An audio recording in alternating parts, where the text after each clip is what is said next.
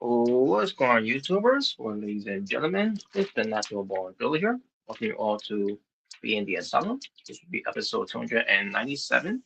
And folks, three more episodes away till we get to 300 for BTA. And I got um a little excitement there, running through me what comes to it. Um so when we get there, it's gonna be something to look forward to. A milestone for BTA. So a lot of things we need to talk about. Um, you know, and and definitely when it comes to something that we're discussing or we're gonna have fun with talking about. We're gonna start things off first with a segment called Natural Born Theater, and we'll get to that momentarily. But before we do that, let's bring in the True Jaybird, Maker Red. What is up, guys? Hey, what's up? What is up? What's up? What's up? What is up? What's up? Yeah, I finally got a chance to see the Super Mario Galaxy movie a few days ago. Oh, sweet. Yeah, it's really good. I liked it. That was better than the first one, to be honest. Yeah, I thought it was really good, bro. Really, really good. Yeah, I just need to check it out now. Don't worry, Robert. You get peaches. I love you. He didn't sing. He didn't sing that again, did he? No, You tell me. not really. Well, good. But he could have. I mean, he could have, yeah. Just to irritate me. I love you. Come on, Robert. You don't think Jack Black's a good singer? He's a good singer. Well, why promote her as one of the greatest? No. Come on, he did School of Rock though. Yeah, he did. And that was a good movie. Hey, even the another movie that he did last year as well. He did Nacho Libre too. Remember? You know when he was like Nacho. Dude, we gotta react to that movie, man. We still gotta react to that. I agree. Hey, it's wrestling and it's a movie, so why not? Yeah, exactly. Hey man, we should bring Nacho Libre into to the Asylum Federation. That's a good idea. But nevertheless, but yeah, but we'll eventually we'll check out Super Mario Brothers Galaxy. Yep. Just like one movie I'm also going to try to check out as well when it comes to how Scream ends up being eventually as well. You should watch Scream 7. You should watch Project Hail Mary. Project Hail Mary. Oh yes. Yep. Space movie with Ryan Gosling. Yeah, I heard about that movie too. I don't know how good that movie. I thought it was really good. I thought it was really good.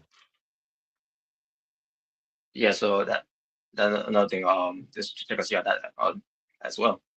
But speaking of going to see a movie, I did end up seeing Michael, a bio film of Michael Jackson. All right. I'm not gonna talk too much about it. Other than I thought the movie was great.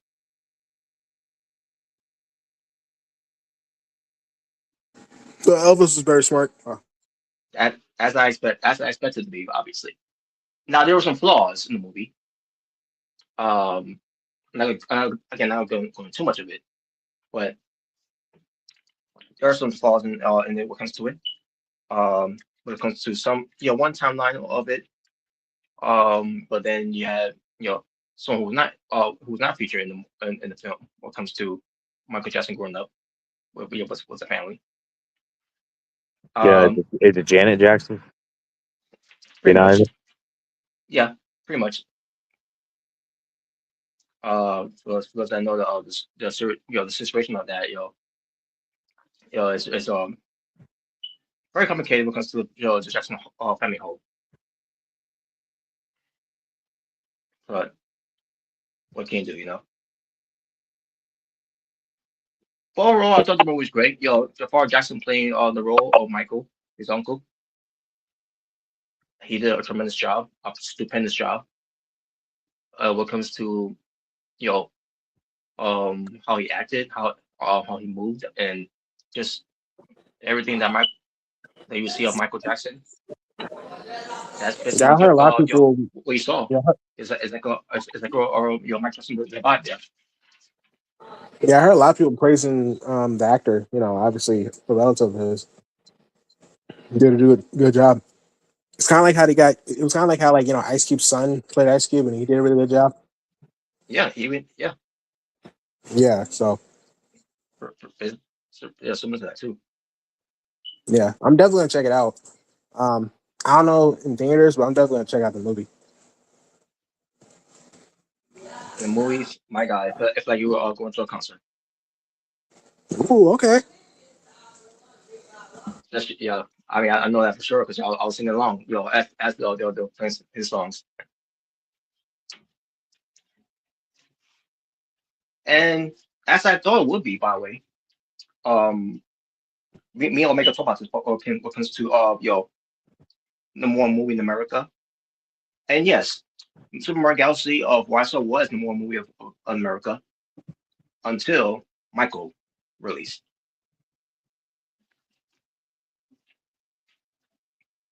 Well, yes. So we'll see how long it stays on as number one in a movie of 2026. Don't and the only reason I say that is because Avengers Endgame or not Endgame, Avengers Doomsday I think is. Oh no, is that next year or is that this year? No, Doomsday's this year. It's coming in December. Yeah, it's this year. This year? Yeah, Oh, okay. it's coming in December. Yeah, it's coming to end of the year. Well, I mean, if Michael lasts all the way till like December as a number one movie, then that tells you something there. Oh yeah, man. We still got Spider-Man too. Spider-Man Bring the Day. And no one cares about that. Oh, bro, stop! Stop! No one cares about Jobber Holland. Oh my, Jobber Holland, bro. Wow, Job Holland. Wow, wow. Kill. Oh my god, no, me. He's not doing it anymore. No, he's gonna do that in Secret War. There's gonna be rubble all over him. It's like, help me, and then the symbiote comes to get him. Wow. I don't understand how people can call Tobey Maguire's Spider-Man crybaby, but then Tom Holland cries way more than Tobey Maguire ever did as Spider-Man. Well, that's different, Mark. Tom Holland's a kid, and so we get it. Wow. Have you guys ever heard about that too? That I've people never heard always that. say that Tobey Maguire's Spider-Man's a crybaby, like the character himself is a crybaby. I've never really heard that. Wow. No, I really haven't. I mean, the only thing I ever hear is that he's a better Peter Parker, while Andrew Garfield's the better Spider-Man. Kind of how I've heard that. I've heard that. But yeah. I mean, I thought both Spider-Man were good, but I can understand why people like Andrew Garfield's better because he's a lot more quippy than Toby is. You know, like basically like Toby's Toby's the better Peter Parker. Oh, that's you, obviously. Oh, I mean, yeah, obviously he is. Yeah. I mean, that's classic Peter Parker right there. So. Yep. Yeah, Andrew's Peter Parker was like the cool kid, with skateboards and stuff. Yeah, he's still a nerd, but he was like a cool nerd basically.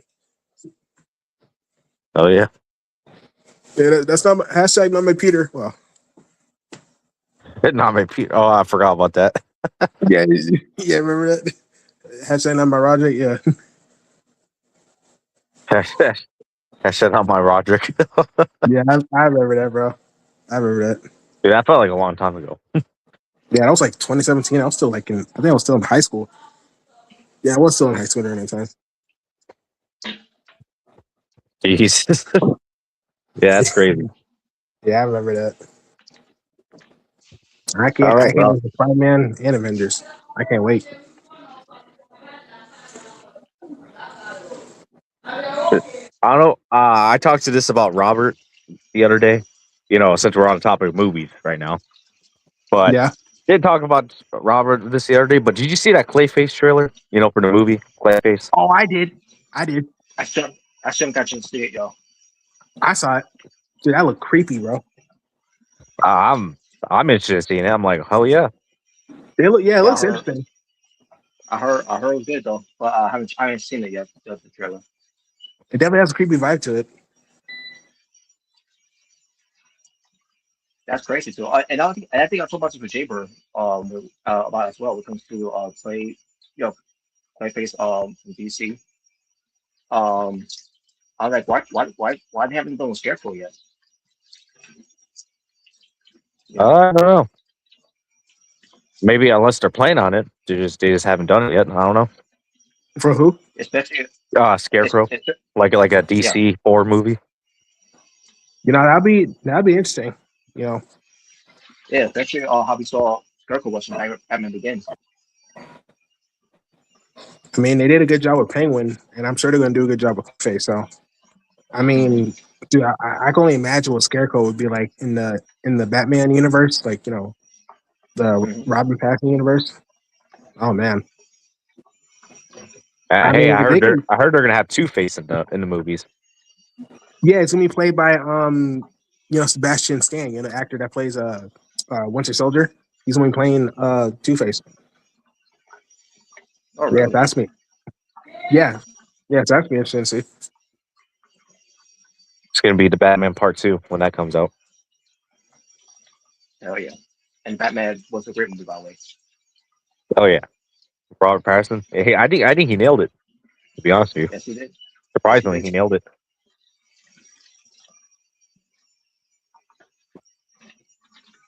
I can really see how they portrayed the Joker. You know, All since we kind of saw him already in the first one a little bit. So, yep. That could be something to look forward to. oh yeah, but yeah, only time will tell. See what to do with with that. Hmm. Yeah, but I will eventually check out the Clayface trailer. I will once I get a chance. Um, but yeah, that's something. I was not expecting to do a movie about Clayface. Because Clayface, he's obviously he's one of the most underrated you know villains of Batman. You know, Yeah, um, and and believe me, there's a lot of underrated villains. That doesn't get the the acknowledgement that it should get. But Clayface is definitely one of them, and that's yep. that's something that he's getting his own movie, and it's not just any type of movie; it's a horror movie. That is something. I You talking mean, about Scarecrow? he's a bot. He's a shapeshifter. Oh, Clayface. Huh? I Mhm. mean, yeah, he's a shapeshifter. He could he could turn to anybody. You know, yeah. So it's really gonna be interesting to see how they. I mean, we kind of got a glimpse of how they did it, and like it's like I said, it's really kind of creepy. You know, when you look at it, but it looks cool though. Mhm. Yeah, we're gonna get the origins of Clayface, how he becomes Clayface. You know, so it's really gonna be interesting.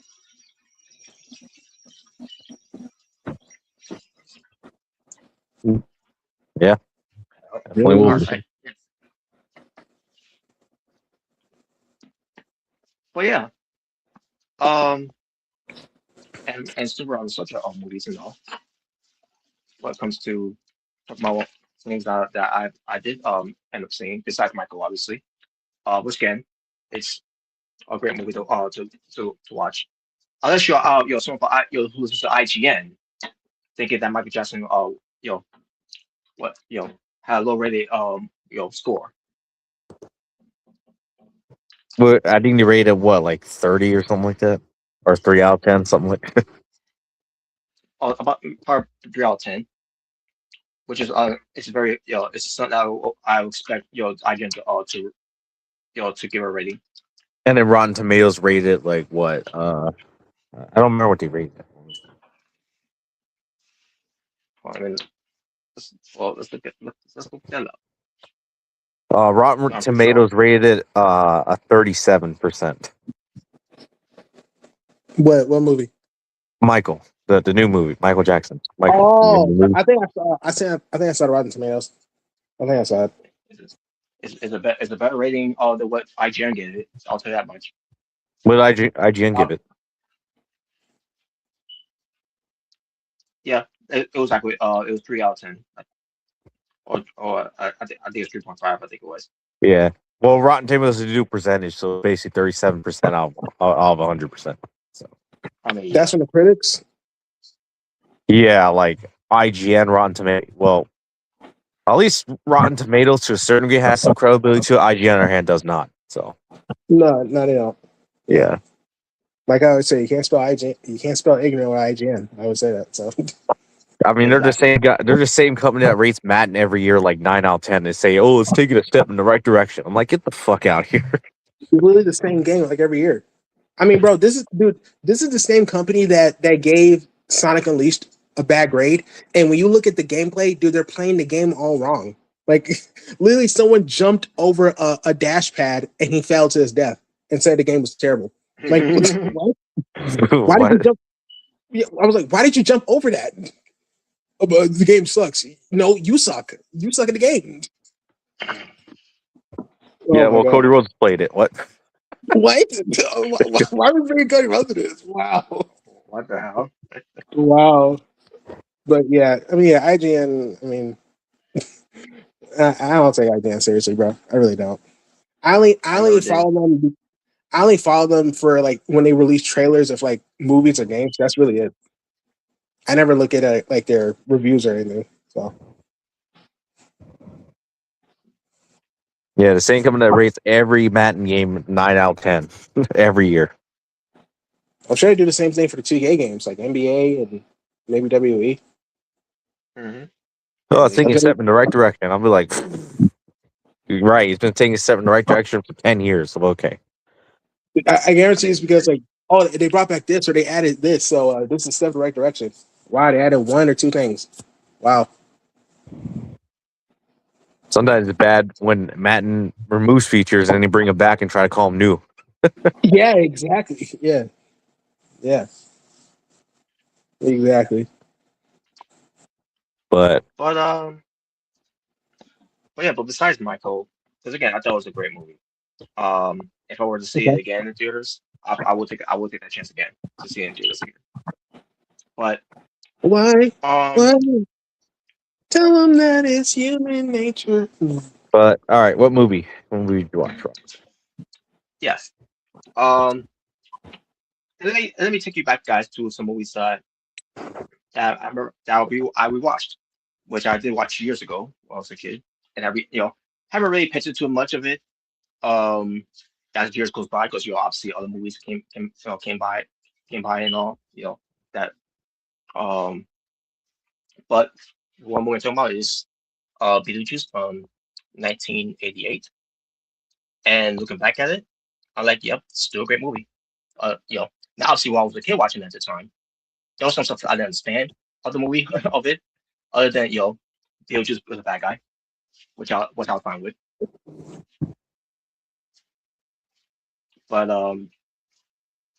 But yeah, haven't seen it for a long for God knows how long I haven't seen it. But looking back, watching it again was you know just like how I thought it would be, how it was. Now obviously the different type of effects of it at the time, you know, was you could visibly see how different it is how it is right now.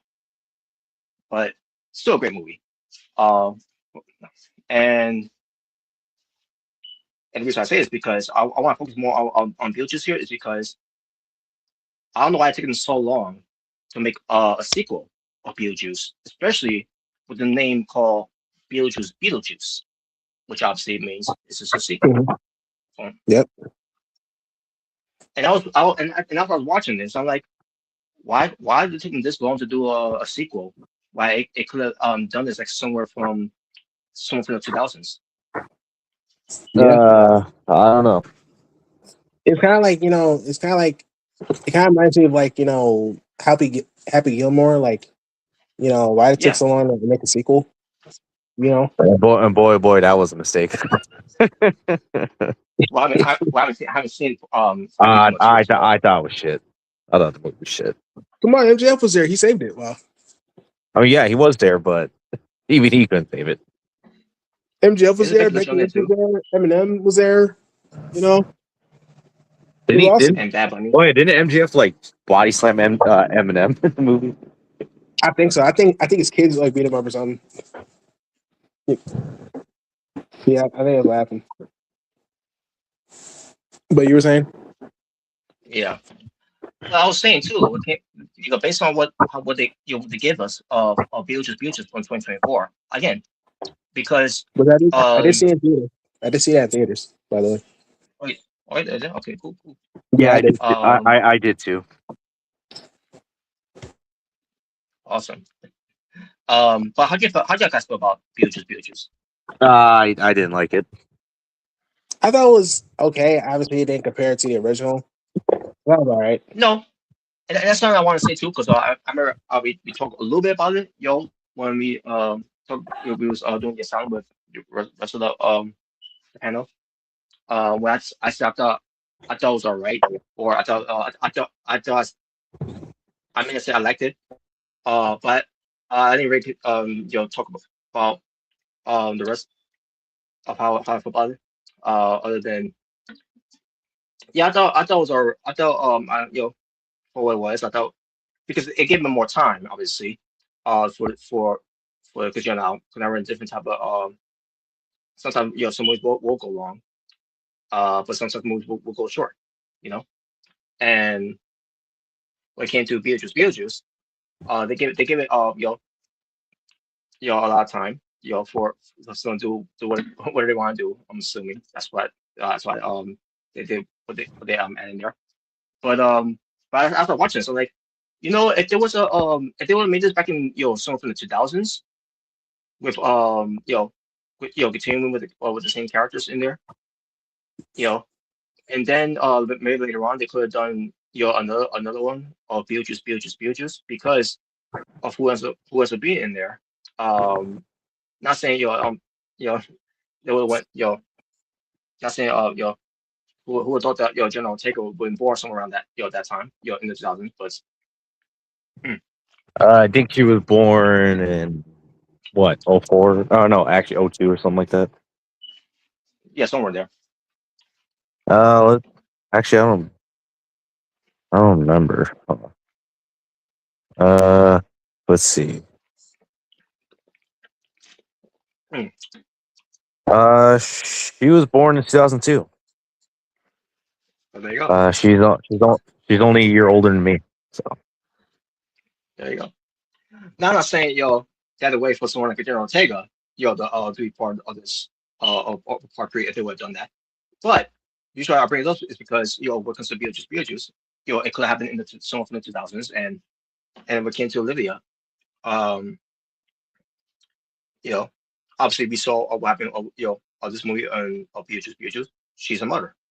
So I was saying, and if they want to do a sequel, and if they were done in 2000, someone from the 2000s, they could have left like someone from the ending, whatever, that she's pregnant, whatever, and then we come back to like in the third movie of Beetlejuice, and then they could we could get to this point of it. But instead, they decided to wait for God knows how long. I don't know, and be honest with you, folks, I don't know why they wait this long to do a sequel. When it comes to to the prequel, because the prequel was a success. When it comes to Beetlejuice, you also think the same thing when it comes to other movies. Like Jared mentioned before as well. Uh, I don't know why they wait this long to to make another sequel when it comes to it. It's very questionable. But either nobody way, cares about it. Wow. yeah, I'm pretty sure they don't care. But either way, I thought the movie was uh for what it was. I thought it was alright. I enjoyed it for what it was. Now what I didn't like though, here we go. But There's always a but. there's always a but. What I didn't like about it, at the end of the movie, Jenna Ortega Oh, meets a guy, yeah. and then she's pregnant, and I'm hmm like, not that was not again. That was the idea I thought about when it comes to doing Beetlejuice. Like again from the ending, like so from the ending, which happened with Jenna Ortega. Now, obviously, what they did here, they did for comic relief here because Jenna Ortega gives birth to a baby Beetlejuice.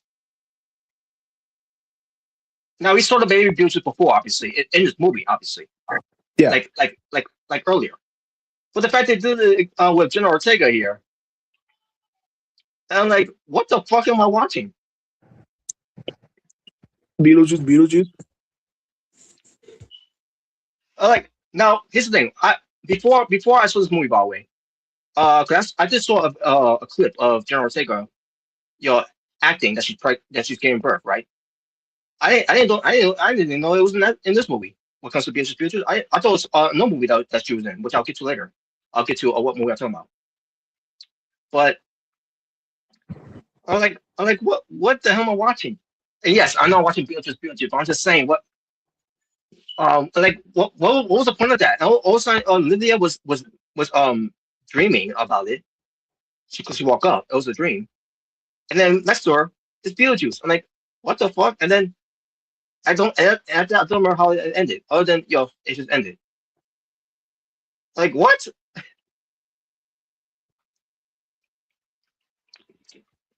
That's the only thing I didn't like about it. When it comes to Beetlejuice. Other than that, I thought the rest of it, I thought it was fine. Oh, Now you obviously do it can't be try. perfect. Now obviously it can't be pure. What I did really like about the movie is like I like how he kept like the style of the stop motion. You know, I like how they kind of had that classic feel to it. You Yeah, they know, did, I did like that. and they did a few callbacks too. They did a few callbacks too Yeah, when it comes to the movie, yeah. which I appreciate. hmm All right. The other movie. I'm pretty sure you guys seen this. Yeah, probably seen it. Yeah, I don't know, but let's find out. Um, The Babysitter from 2017. I think I probably seen it like once, but I can't remember. Uh, I don't remember if I did or not. I probably Now, like when it seen comes to it. this, yeah, when it Yeah. comes to this movie, because they made part two, by the way, which I'll get to I'll get to that more clearly. But Okay. I thought the babysitter itself from part one, I'm like, all right, I'm enjoy, I'm liking this. I'm enjoying this. This is a boy from his school. I think high school. I think he's a maybe a freshman. I'm assuming. I can't remember. But anyways, he's got a babysitter, and then he had because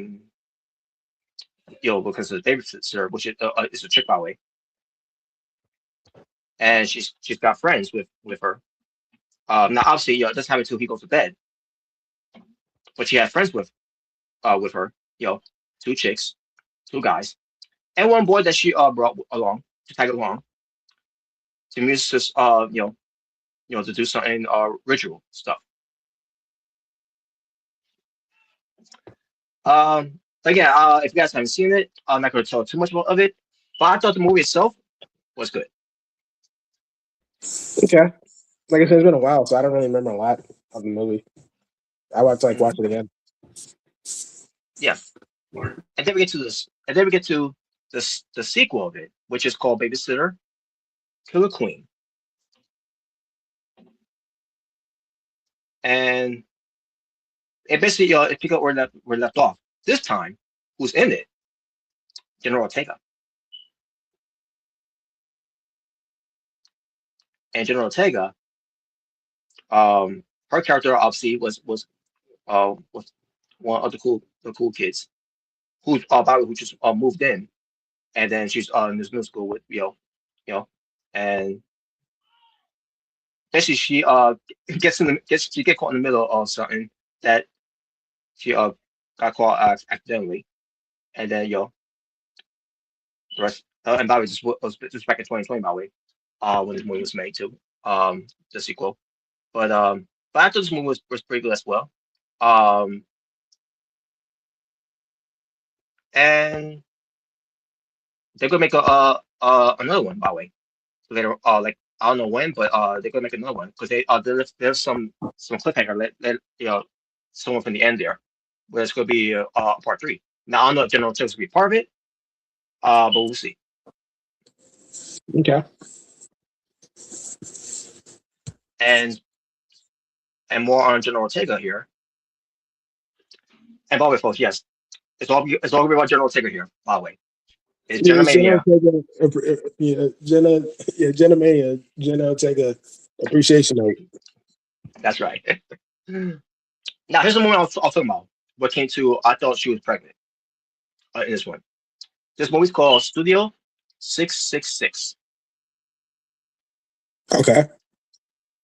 And yes, you heard it. You heard the numbers right. 666. Hey, that's the number of Gunther's IT title reign. Wow. Pretty much, yeah. Or it could be something else too, But this was back in 2022, and it involved the Foo Fighters, and with a cameo of Jenna Ortega. And what do I see of the opening here? Jenna Ortega crawling for survival. You know what that means? So basically, kind of like Scream. Scream 5. Kind of like that, yeah. And guess what? Her leg, almost like with her ankle, whatever. Her leg, for a reason, it was, you see her broken bones going through it. So like, what the fuck? Jeez. Like, are River killing her off? Jeez. And it just started. And that's exactly what happened. They killed her off. Wow. That's the thing with this. The difference is, she's still there, but in spirit. But you don't really see her fully there because she's her body is completely unrecognized. I know with the other band because and by the she was a part of a band which one of her bandmates was doing the killing, and then he killed himself. Okay. So the Foo Fighters are in this movie. It's basically about them, by the way, the Foo Fighters. And so they're there. So yeah, one the Foo Fighters are possessed, and he starts killing some of his bandmates.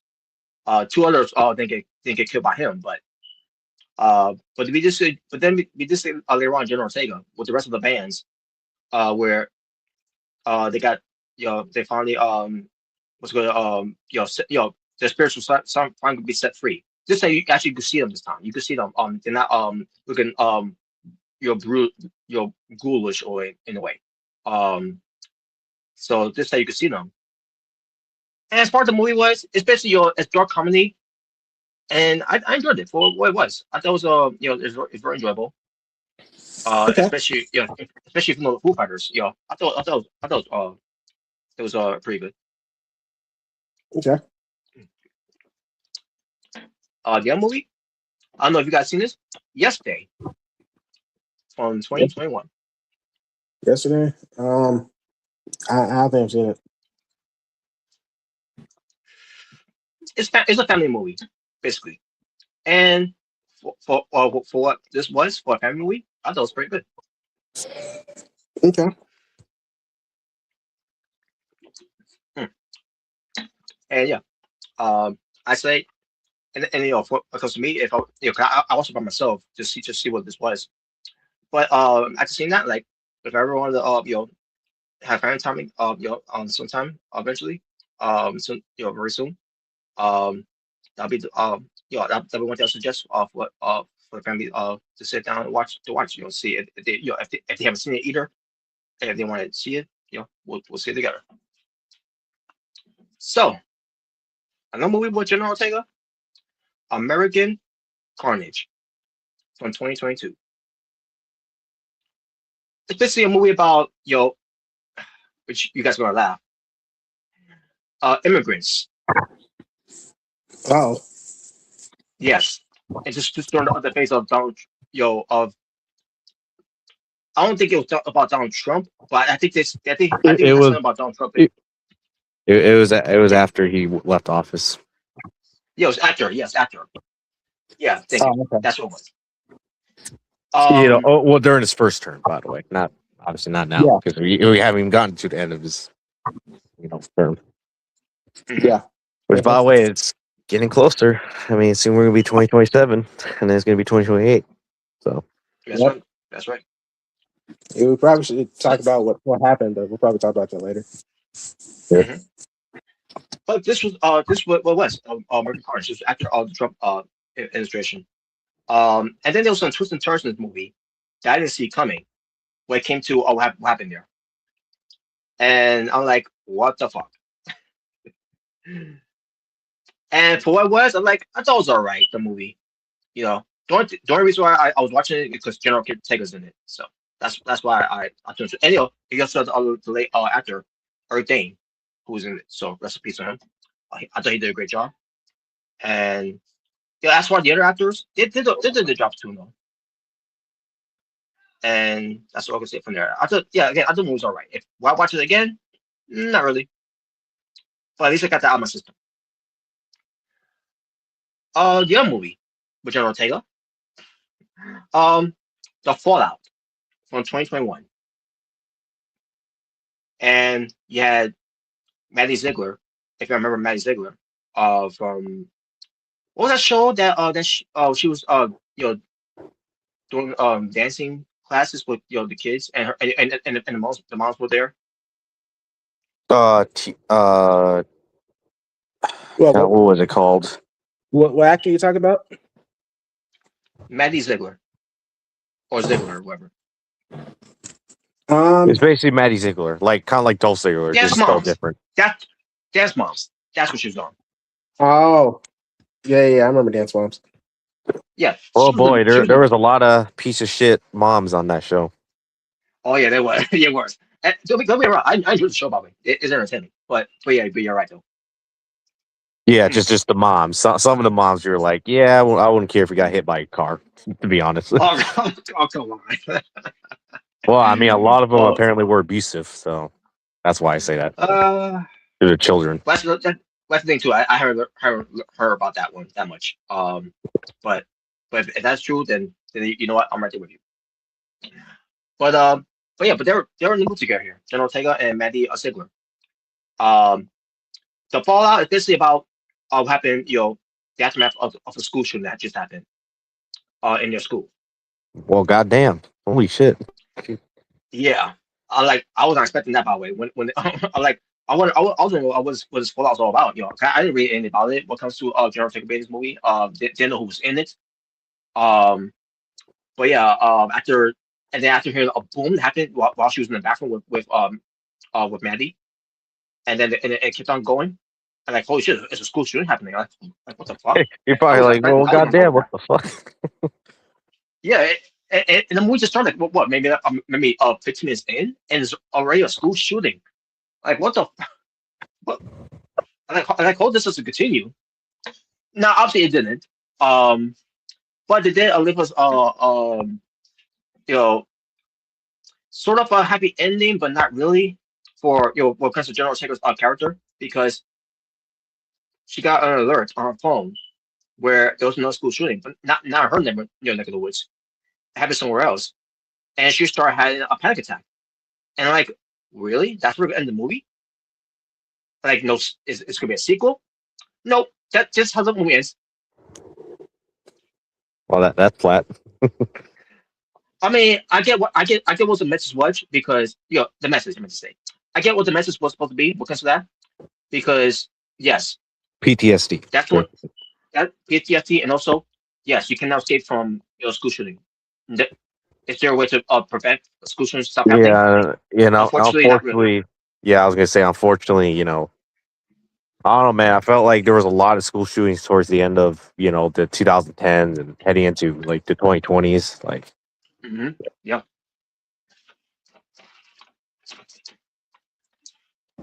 And that was the message that John Checo goes through an interview a while back of it, and like I had to listen to her interview of it, and like I can understand that now. Because again, I was really questioning about the end of the movie, but the movie itself I thought was pretty good.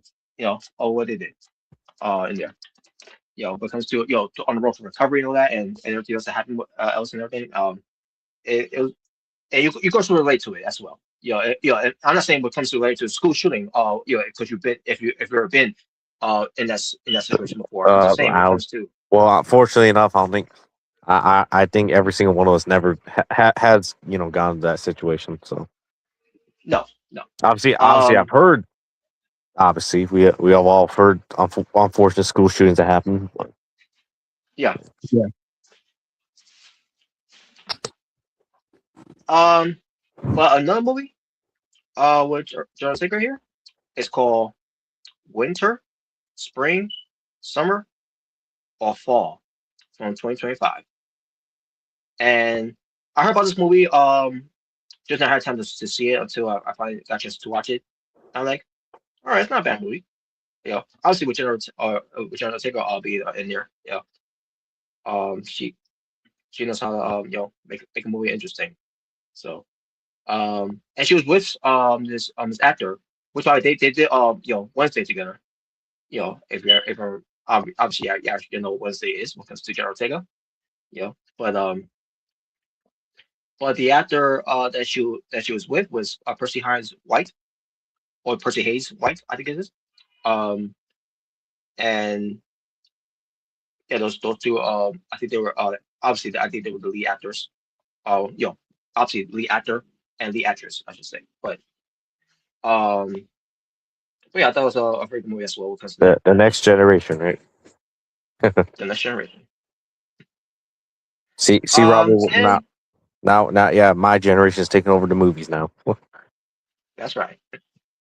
And Jared Taker is doing it well. Mm-hmm.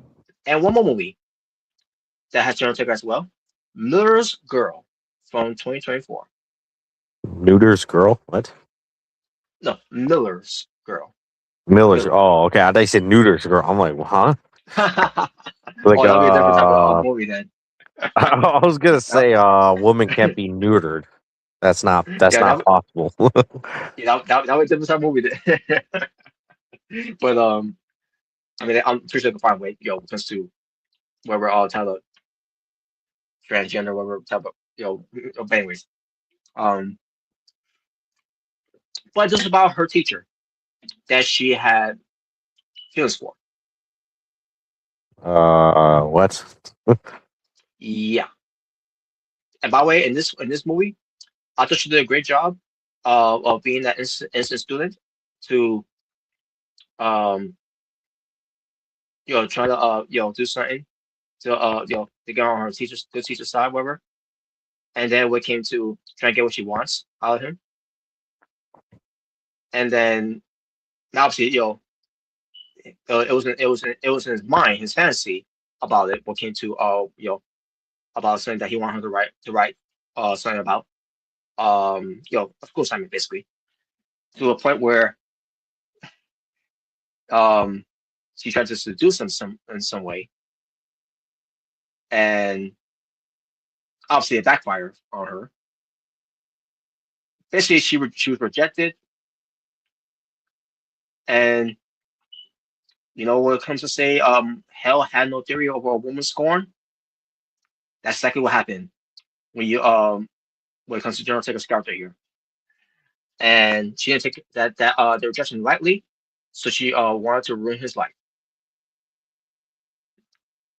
And when it comes to the ending, she was, it was all about playing. It was all about mind games at the end of the day. What she was doing out there, and obviously it was taken to court by way. And from there, that's where it ended. No cliffhanger, no teaser of a sequel, whatever. Just ended. I see a pattern here when it comes to General Taylor's movies now. From the Fallout and and now from this one. But as far as the movie was, I thought it was alright. But she did try. When it comes to who did the part well, I thought it was General Taker. Obviously, obviously, I'll do actors as well on there. But General Taker, really carried it to in my point of view. Was she the Roxanne Perez in the movies now for you? Well, she is a prodigy. Don't take my Well, I word for think it. they're both Hispanic and they're both short. So I see a pattern in yes, you, Robert. I see what your yeah, pattern is, I hell yeah. All right. So and there you they're go. both around, and they're both like around the same age too, I believe. I think so. Yeah, that'd be right.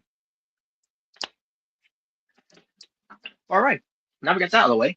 Now it's good to now because we're done with the for the what comes to the Natural Born Theater for now until next time. Now let's move on to one thing that I want to talk about. Ah. That is yes. Let's get to it now because we're gonna talk about the AWF / PWTF Elimination Chamber of 2026. Yeah. The show sucked. It wasn't good. Oh god. Well, we'll find out who thought that was that show sucked. But WrestleMania 42 night one was better. Oh god. I I would have to respectfully disagree. So Probably strongly disagree, but anyways. or strongly disagree. Yeah, I that's a good term there. So let's get to the show. First off, the women's elimination chamber match that feature Brittany Grant versus Lindsay Williams versus Hannah Evans versus Bianca Holmes versus Sarah Turner versus Serena King.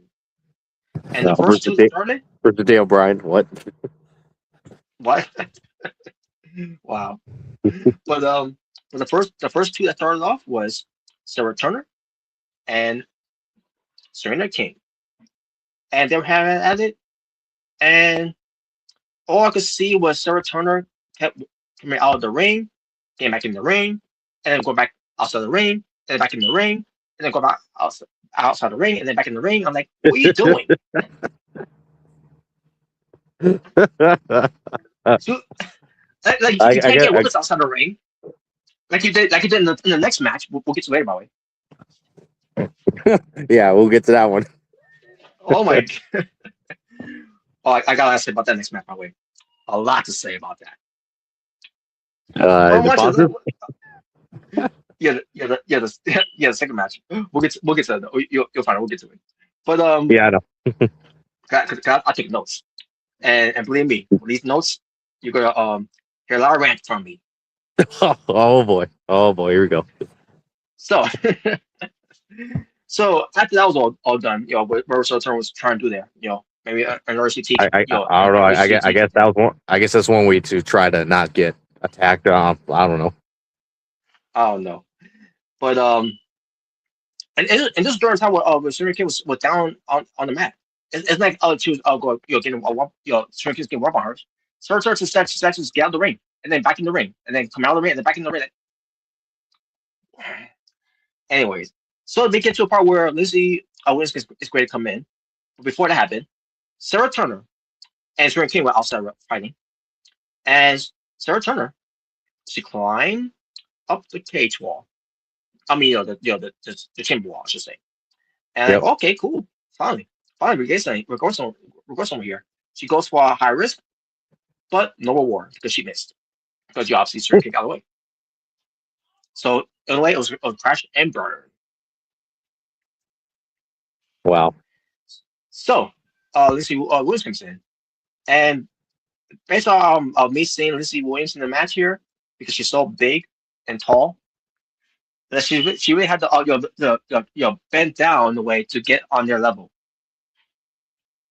You know. Wow.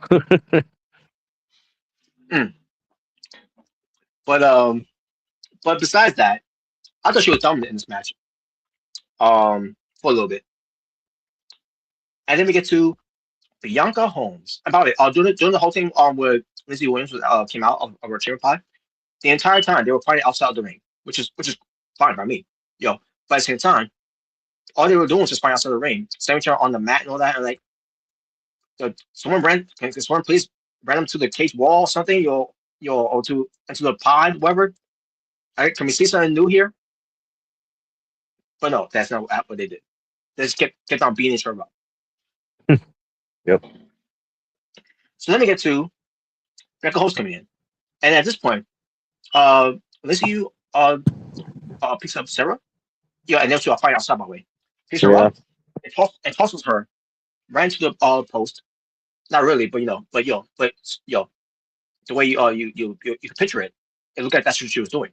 Picking her up and slam her into the post, and then you actually slam her on the mat. And then goes for the cover. 1, 2, 3. Sarah Turner eliminated first from the chamber. And it's fitting that she got eliminated first because she has to be next. When it comes to the the second match that happens later on, which we'll get to. So it's fitting that she got eliminated first. Were you So happy? she probably so she probably went to hit the showers and all that, and then got ready for to be in the next match with someone. We'll get that later. And as far as am I happy about it? I was shocked that I had to see her get eliminated. But am I happy? Not really. Mhm. If I don't remember if she was one of my picks. Understream King was up there on my top of the list of winning. Yeah.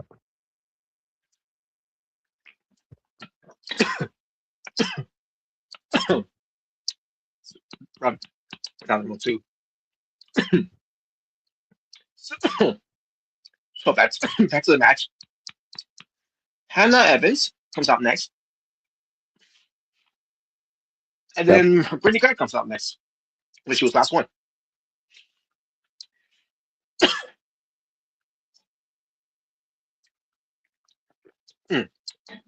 Anyways, basically a whole nother of it is happening other than finisher moves happening and they kept on keeping out of it. Until finally we got a style clash by Jenna King onto Lizzie Williams, which is surprising that she could do that to her, considering how tall she is. And how short the other one is. But from there, Jenna King eliminated Lizzie Williams. And then we had a TKO by Bianca to Brittany Grant on the outside of the ring, what considered the outside of the chamber. Outside of the ring, in the chamber, I should say. But Brittany Grant got eliminated too. And then we had a one-wing angel by Serena King to Bianca Holmes. Yep. And usually Bianca Holmes is always a favor to win these type of matches, which he's done in the past. This time it wasn't. And then we had the Serena King as winning her, and then the final two, Serena King and Hannah Evans, and they're at it pretty good, pretty well. And Serena King was going for a finisher. I used to think she was going to because she did it before later on to someone, I can't remember who it was, but she was going for like a fireman's carry position and then transfer it to a power bomb and then goes for transfer to a electric chair for the one wing angel, which she did to someone, I can't remember who it was. I think it was to Bianca Holmesworth from earlier. I could be wrong, but this way it was her. But and I thought she was going to do that with with Hannah Evans here. And she's going for she got her in a powerbomb position, but then Serena King's back gave down. I'm watching this like, what the fuck? And then she's Serena King also trying to do something to her afterwards, because Hannah's trying to fight her off. Well, I and then mean, she was the Iron Woman of the match, so what do you expect? I mean, yeah. Yeah. I was not expecting that. I mean, you would, because I didn't see that happen with someone else later on. We'll get to later. We'll get to the men's chamber. But I was surprised to see that what happened with Serena King there, because she was my number one pick to win here. And because that happened, also Hannah goes for the jawbreaker, and then also up to add more, insult to injury, to eat defeat. And from there, got the pin, and the 1, 2, 3, and your winner of the Women's Elimination Chamber, and no one contender to face the PWTF Women's World Champion, Yuri Kawada, at Asylum 4. Yep. Now, I was not expecting Hannah Evans to win, but Oh boy. at the same time, this is her finding new life here because she's no longer part. Well, actually, there is no more of Anarchy, so this is you know her way to find light through the tunnel. Yep. An opportunity to get to be on top, and she's finally got that opportunity. So good for her. As far as the match was, that was good. Yep. Now, speaking of what's not good, Oh God. this next match, which You really did not like this at all, did you? no, I didn't. Now, what's it the whole bar or was it a street fight? I can't remember what it was. The street fight. Well, basically, when I saw it, I called it the no holds bullshit fight. Why is that? Why is that? Well, let's get to it because coming into the match, obviously, first of all, you have Hunter Wheeler with Sarah Turner versus JKP. Yep. So they start the match, for like in 2 minutes in the match, I guess it was. All of a sudden, already Sarah Turner removes the thermal pad. Like great. It's a foreshadow of what this match is going to be. And then when she did that, by the way, JKP, he whipped Hunter Wheeler into the thermal, the same thermal that was removed. I'm like, oh yeah, great job there, Sarah Turner. Great job. Well, come on, you didn't like it though? It backfired on him. I mean, I did. I enjoyed that. They did backfire. I enjoyed that, but still, I'm like, yeah, great job there. At the same time, I guess that's the defensive of Don Blonde there. Yep. Because she was also like I described earlier, going out and in, out and in, out and in for no reason in the chamber match. Yep. And I feel like in this match was the same thing too here. Not with Sarah Turner, but with someone else here. I'll get to who. So all of a sudden, JKP got Hunter Wheeler full cover. Now obviously he wasn't going to win because match just started. It's not going to end like that. But the referee was going for a count, right? Except he didn't get a chance to count because Sarah Turner pulled him out of the ring. Jesus. Like wow. And what could the referee do about this? He can't kick her out. It's no DQ. You can't get disqualified. Yeah. So after that happened, Sarah Turner goes on her ring. She throws in a trash can. Take out the trash. She's going to take out the trash. Well, guess what? This match is belonging somewhere in the trash.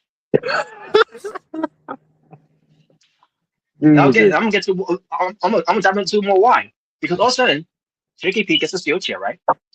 And throughout the entire match of the steel chair, yes, it was touched, but it was never used to hit anyone.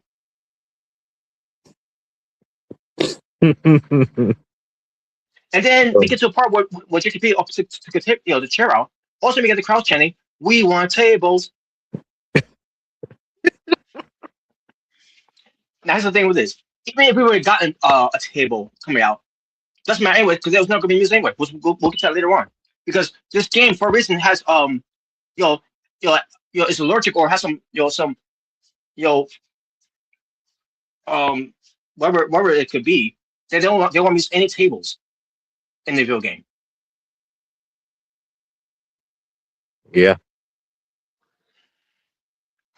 So then we have Hunter Wheeler. He went for the crown onto JKP. The double axe handle. And all I can think about what he did is it. Well, they must have renamed him to the trash because that's who he is. He's fucking trash. And they'll fight outside the ring, by the way, And Hunter Wheeler takes out a trash candidate. So like, so we got one half that was complete for Hunter Wheeler, who's trash. Then we had the other one that's incomplete, which is a trash candidate.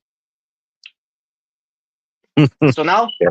now it's 100% complete because it's this not just him, but this entire match was fucking trash. Oh my god. So then we get Hunter Wheeler going for the Fishman suplex, but the way he did it, it's basically like how Mr. Perfect does his perfect flex, except it's not even that because based on of his how he's been booked and how he's how I see him in my point of view, it was a garbage flex. The garbage flex. So then JKP he goes for his his AA, which I call the special delivery, the SD. Now the way he did it, by the way, He calls it the FU. So. okay, well I did that because if he's a heel, I guess maybe, um but the way he did it, he went for a pop bomb position and then goes for transfer it to the fireman's carry and then he delivers it. And I thought it was gonna be over there. I like, please let's be over. Let's just put on my misery. Nope, continues. So this garbage match continues on and on. This garbage match. This garbage match. So then Hunter Wheeler hits the pedigree, which is I call it the golden shovel. I like, oh, just end this. Just ends right. You put on my misery. Nope, didn't end. It kept on going. So then, oh, by the way, the only weapon that was used was the trash can lid, because the trash can, by the way, that they brought earlier, what Sir Turn brought out, was not being used either. It was being moved around too much. It was being picked up at one point, but then was not being used, which I'll get for later. That was not being used either. The chair was not used, and the trash can was not being used. And then Hunter Wheeler brings out a table. And what you know? Guess what? Was the table used? If you guess no, you're right. Not Yep. even a table was used, which we all expected it was never going to be used. Because when was the last time a table was ever used in this video game? I don't remember. So then JKP goes for the swinging DDT that made Hunter Wheeler bleed. That didn't matter. This whole thing was a return record either way.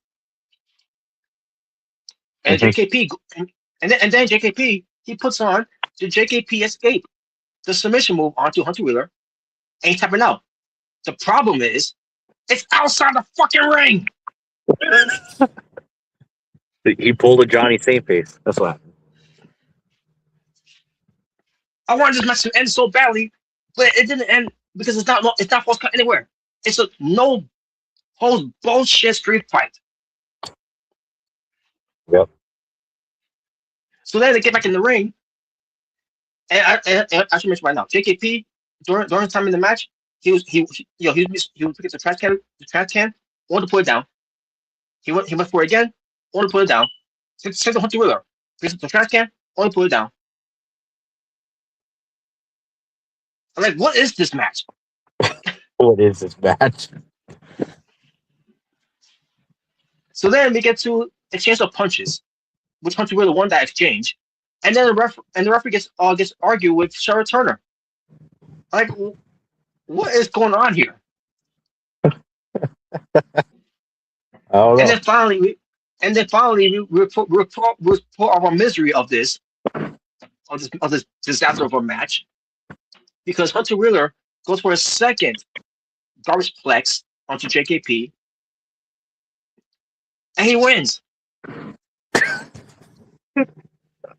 After all that, JKP loses to a trash ass, garbage ass piece of a monkey, wasted turd.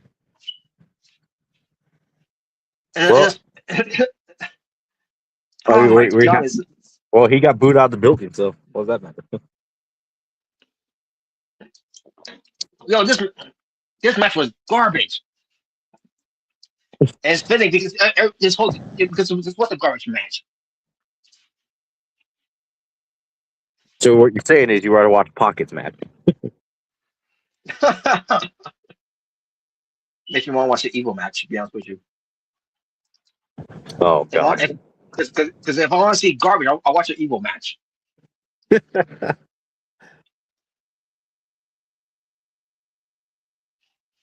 Yes. Ah. But all right. Well, So then we get to the next match. so Falk Hunter Wheeler, basically. That's what you're saying. Yes. Ah. Next match now. Which this match made me feel better. Natural Born Thriller versus Gunther. Yep. At least I know what type of match this is going to be. Because the match that we got was my God, it was insulting my intelligence. Yep. But the match started with Natural Born Thriller going on the attack on Gunther, and then Gunther went for his one of his Gunther's chop. And boy, did that take me down. Holy shit. Yeah, it did. My God. Oh man. And then Gunther, was beating me in this chain wrestling that he was doing onto me. And at one point, we went for a collar elbow tie up, which got me to the ropes or the corner, I think it was, I can't remember. Yeah, it was a corner. And then Gunther does a dirty break here by punching me in the face. Like Wow. wherever to this match is sacred. Did that all of a sudden die down now because now you call Gunther? Because Walter would have made it sacred. But Not anyways, Gunther. yeah. So so let me start from outside the ring. I went for the crown off the ring apron onto Gunther, and the brutalizer, which in last long in outside the ring because Gunther is getting out of it. Then Gunther puts me, and then I can't remember what he put me into. But basically he's kicking my ass, But then all of a sudden, oh yeah, he also gave me a headlock punch by the way, which I did. I returned a favor to him as well, except when I gave him the that punch, um and make him bust open. But I think it was after the finisher. I think it was. I can't remember, but because he I has a think so. and I ended up taking him down with a wrestling move, and he did the same to me as well. Do it, take me down with a wrestling move, and then I get to a point where I'm doing the sweet dream music, and I connected, but Gunther kicks out of it, and the match continues on, and then finally I went up to top, I went for the crown, and I got the win. What? Okay, No, you did it as this so is for yeah, you, Jimmy. I wasn't. Yeah, I know what. Yeah. Um. So yeah, I got the win on Gunther. So I guess that's it. Yep.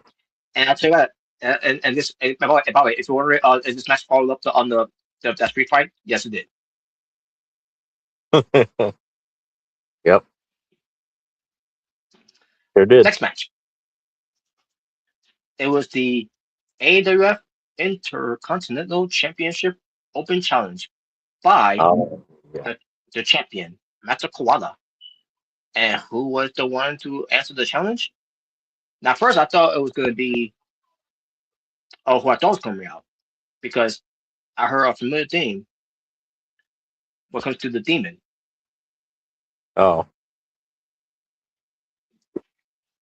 And turns out, now I couldn't tell really if there really was because you obviously how the license did and all that and blah blah and everything. Yep. The entire atmosphere of the whole demon presentation. Until I saw obviously the main graphic, and it's something that I wanted to do with Starboy. An idea I thought of it. Which he's got a demon persona in him called the Demon Star. So Oh, okay. yes, it's Starboy, who is the Demon Star. Yep. So, And he definitely was way more dangerous than he normally. mm-hmm. So he So went to get dangerous attacked. the fact that he doesn't even want even Stargirl accompany him through the ring when he's in the That's prison. right. That's right. So he goes on the attack, and then we get a counter double tile by Master Koala. It was a clean break from him, but from the Demon Star, he gives him a cheap shot to the throat, and followed by with a clothesline. And then we had another one later on by the Master Koala with the counter double tile with another clean break from him, and once again from the Demon Star, cheap shot to the throat. And match continue on. And also after he did that, followed by a running high knee, and then a power bomb. Excuse me, a power bomb by Master Koala onto the Demon Star on the barricade. Damn. Yep. The only difference is he didn't dislocate his shoulder several times. Yep. No, he didn't. but but then there was a German suplex. That the Demon Star gave to Master Koala on the outside. And before I move on to next what happened here, with your back in the ring, I gotta mention this from commentary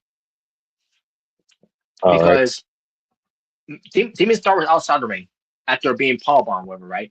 And just on the barricade, which was and then he was whipped to outside near the Times area where Master Koala is going back in the ring, and then all of a sudden Master Koala's like, you know what, I want to finish it in the ring because that's the kind of champion he is. So Yep. yeah, you have video game Barry Sexton. Oh God. Now I'm trying to remember how it started. I think it was Michael Cole's sister first. He's out. He's leaving the ring. It's not that right.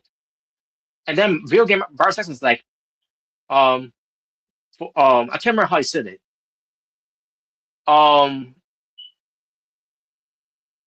But basically saying, I think in a way I'll say like, I wonder why something, right? Yeah, he's basically saying why he's going out there, why he basically saying Master Quarter, why he's going to the ring for what reason? I don't know. Very good about Sexton. Maybe it's because his opponent's outside the fucking ring. Maybe let's bring back in the fucking ring to face off from the freaking ring. Like what? Because he wants to win it the honorable way. That's why. What else? What else could be? What else could be another reason why he's outside the ring for? To steal a steel chair, to sit on a steel chair.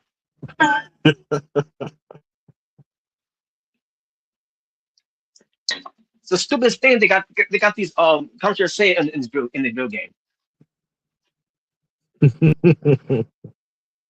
Oh my God. So back to the match. The Demon Star with the Saito suplex. Boeing got a 2. Then Master Koala goes for the Scorpion Deathlock, which is structure. But he lets go of it. Well, he calls it the Scorpion Death. Yeah. Just like Juggler Gamer is Strange. The only one called a sharpshooter right now is Sophie Ad. Yeah. So yeah, Master Koala he gets on the Scorpion Deathlock, but he lets it go. And the reason why he did it is because he wants to finish him off with the Koala Kicks, which is his finishing move. But the Demon Star countered it. And then he went for the Demon Destroyer, which is Canadian Destroyer, because he's Canadian. Yep. But he's a demon, so the Demon Destroyer. And he drives him out, and basically, the way I describe it, Master Koala, he was done. And to make sure that he doesn't, try to get, near the ropes, whatever, right? Throwing the ropes, behind the rope, whatever. Demon Star pulls him away from the ropes, goes for the cover, and gets a 3. So yes, from PWTF, who accept the open challenge on the AWF/PWTF Elimination Chamber event, he is now the new AWF Intercontinental Champion. Oh yeah. Finally, he finally won his first singles gold, and it took him being a demon and finally to it. Yes, he finally won a gold, and now it's off to Asylum Mania. As Intercontinental Champion. That's right. Yep. And there goes your Starboy from PWTF. Well, you weren't doing much of him anyway. Wow.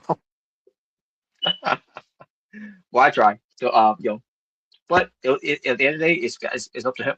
Up to him to And but Stargirl's probably going along with him. So let's be honest. Just to let you know. Probably, probably, I was thinking that too. Like, is she going with him? Because I mean, they are together. They're a duo together. So, Yeah. And what's obviously, she didn't come out from as demon because, like the story is, even him as a demon, he thinks he's too dangerous for her to be around her. So yeah. mm-hmm. So there Boy, you oh go. boy. Well, August asked is what perfect way to debut the demon, just unexpectedly. Uh, yeah, and the match was good. Awesome. Very good match. Awesome. And Hey, then are we you, get are you to glad though?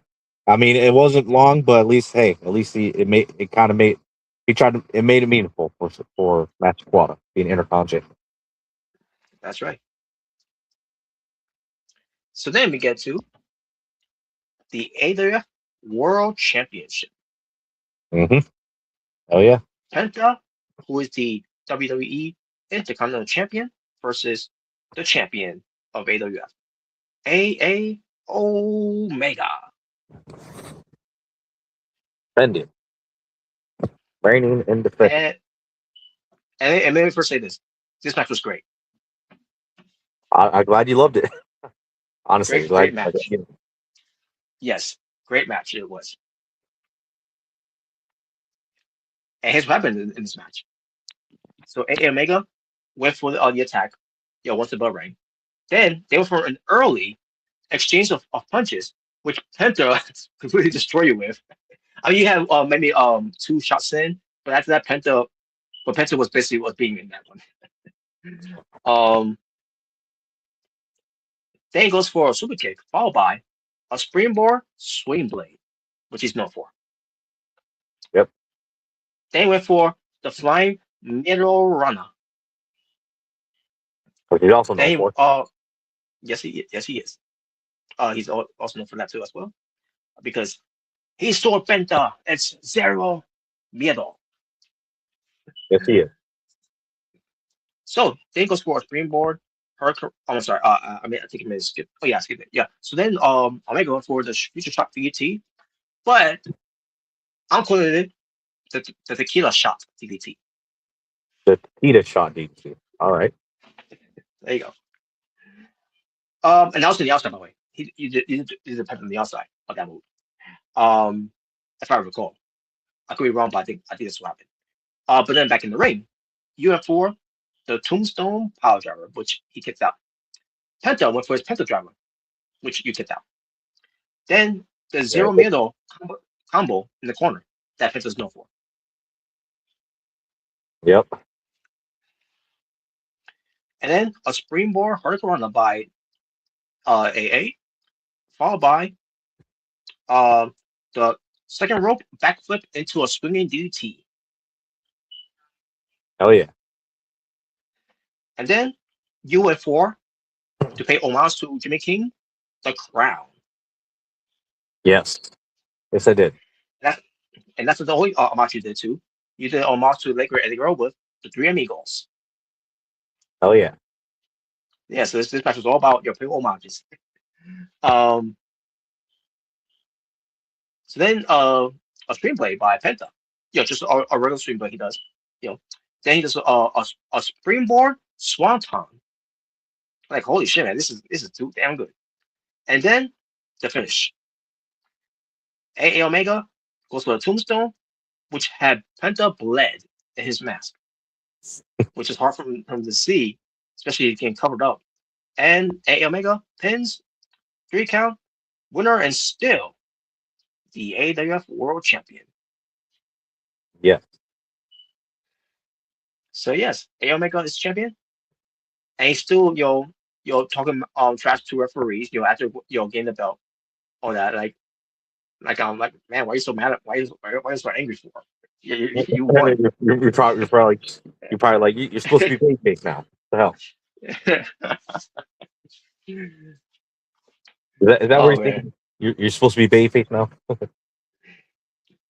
Well, I don't know if you are or not, but Well, I am. it's hard to. Okay, but yeah, yeah. It's like you damn you, you won the match. Like I don't know, you're still upset. But It's just a winning animation. That's all it is.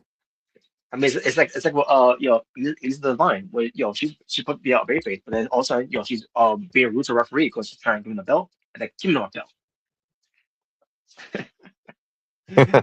Wow. But anyways, all right. But yeah, like I said, it was a great match. Now this next match, I thought this match followed up. It didn't just follow up this the next match. It followed up. I mean the previous match, I should say. I think it followed up the entire match overall. The men's elimination chamber, All right. and it features Juggalo Gamer versus Roy Kawada versus El Hijo del Muerto Yep. versus the PWTF United States champion Austin Wright. And by the way, Juggalo Gamer is one half of the AWF World Champions. Mhm. Also versus the real main event, Angel Martinez Yep. versus the WWE World Heavyweight Champion, CN Punk, the Negron of personality. Well, so I take it you love the two men who started it. I did, which it was, by the way, yes, Angel Martinez and CN Punk. And then having at it, all of a sudden, we get Austin Wright coming out next. And they're having at it as well. With obviously with finishers at the finishers, that to one another. Also, we get to Roy Kawada coming out, and this is where the tide turned because it was set up by the way, I believe by Adrian Martinez when he tossed out CM Punk on the outside, which it was the right time for Roy Kawada to come out. And we all know the history of Roy Kawada and CM Punk. So Roy Kawada, what does he do? He goes right to CM Punk, goes for a German suplex on him. Then he climbs the chamber structure, and then he goes to dive onto him with a high risk, with a high reward. He landed it, goes for a cover, and CM Punk, first one eliminated. I'm like, whoa, So we're cool. I guess holy his shit. revenge. I guess you could say. It was his revenge. Yeah. My title, I took your main event spot at SummerSlam. Yeah. So there you go. Then Turbo Gamer comes out, which is unfortunate because I would see it interaction with CM Punk and Turbo Gamer. Yep. But then we get to Angel Martinez, who whips Turbo Gamer into his chamber pod, and then he goes after him with a short tackle into his chamber pod. It would have been nice if he wouldn't want to do it, but whatever. But Roy Kawada ends up bleeding by Austin Wright. You're like final And blood in the chamber. yes, probably. And then also Roy Kawada goes on the outside. He gives a poison mist to Angel Martinez. Wow. And Angel Martinez, he got him. He's going for Hurricane, but also it was blocked by Roy. Only for Roy Koala to turn it into a power bomb, which the way it was done, it was almost like in a way, an apron power bomb. Now it was possible to do it because you were in a chamber, but he made it work. I thought it worked out very well.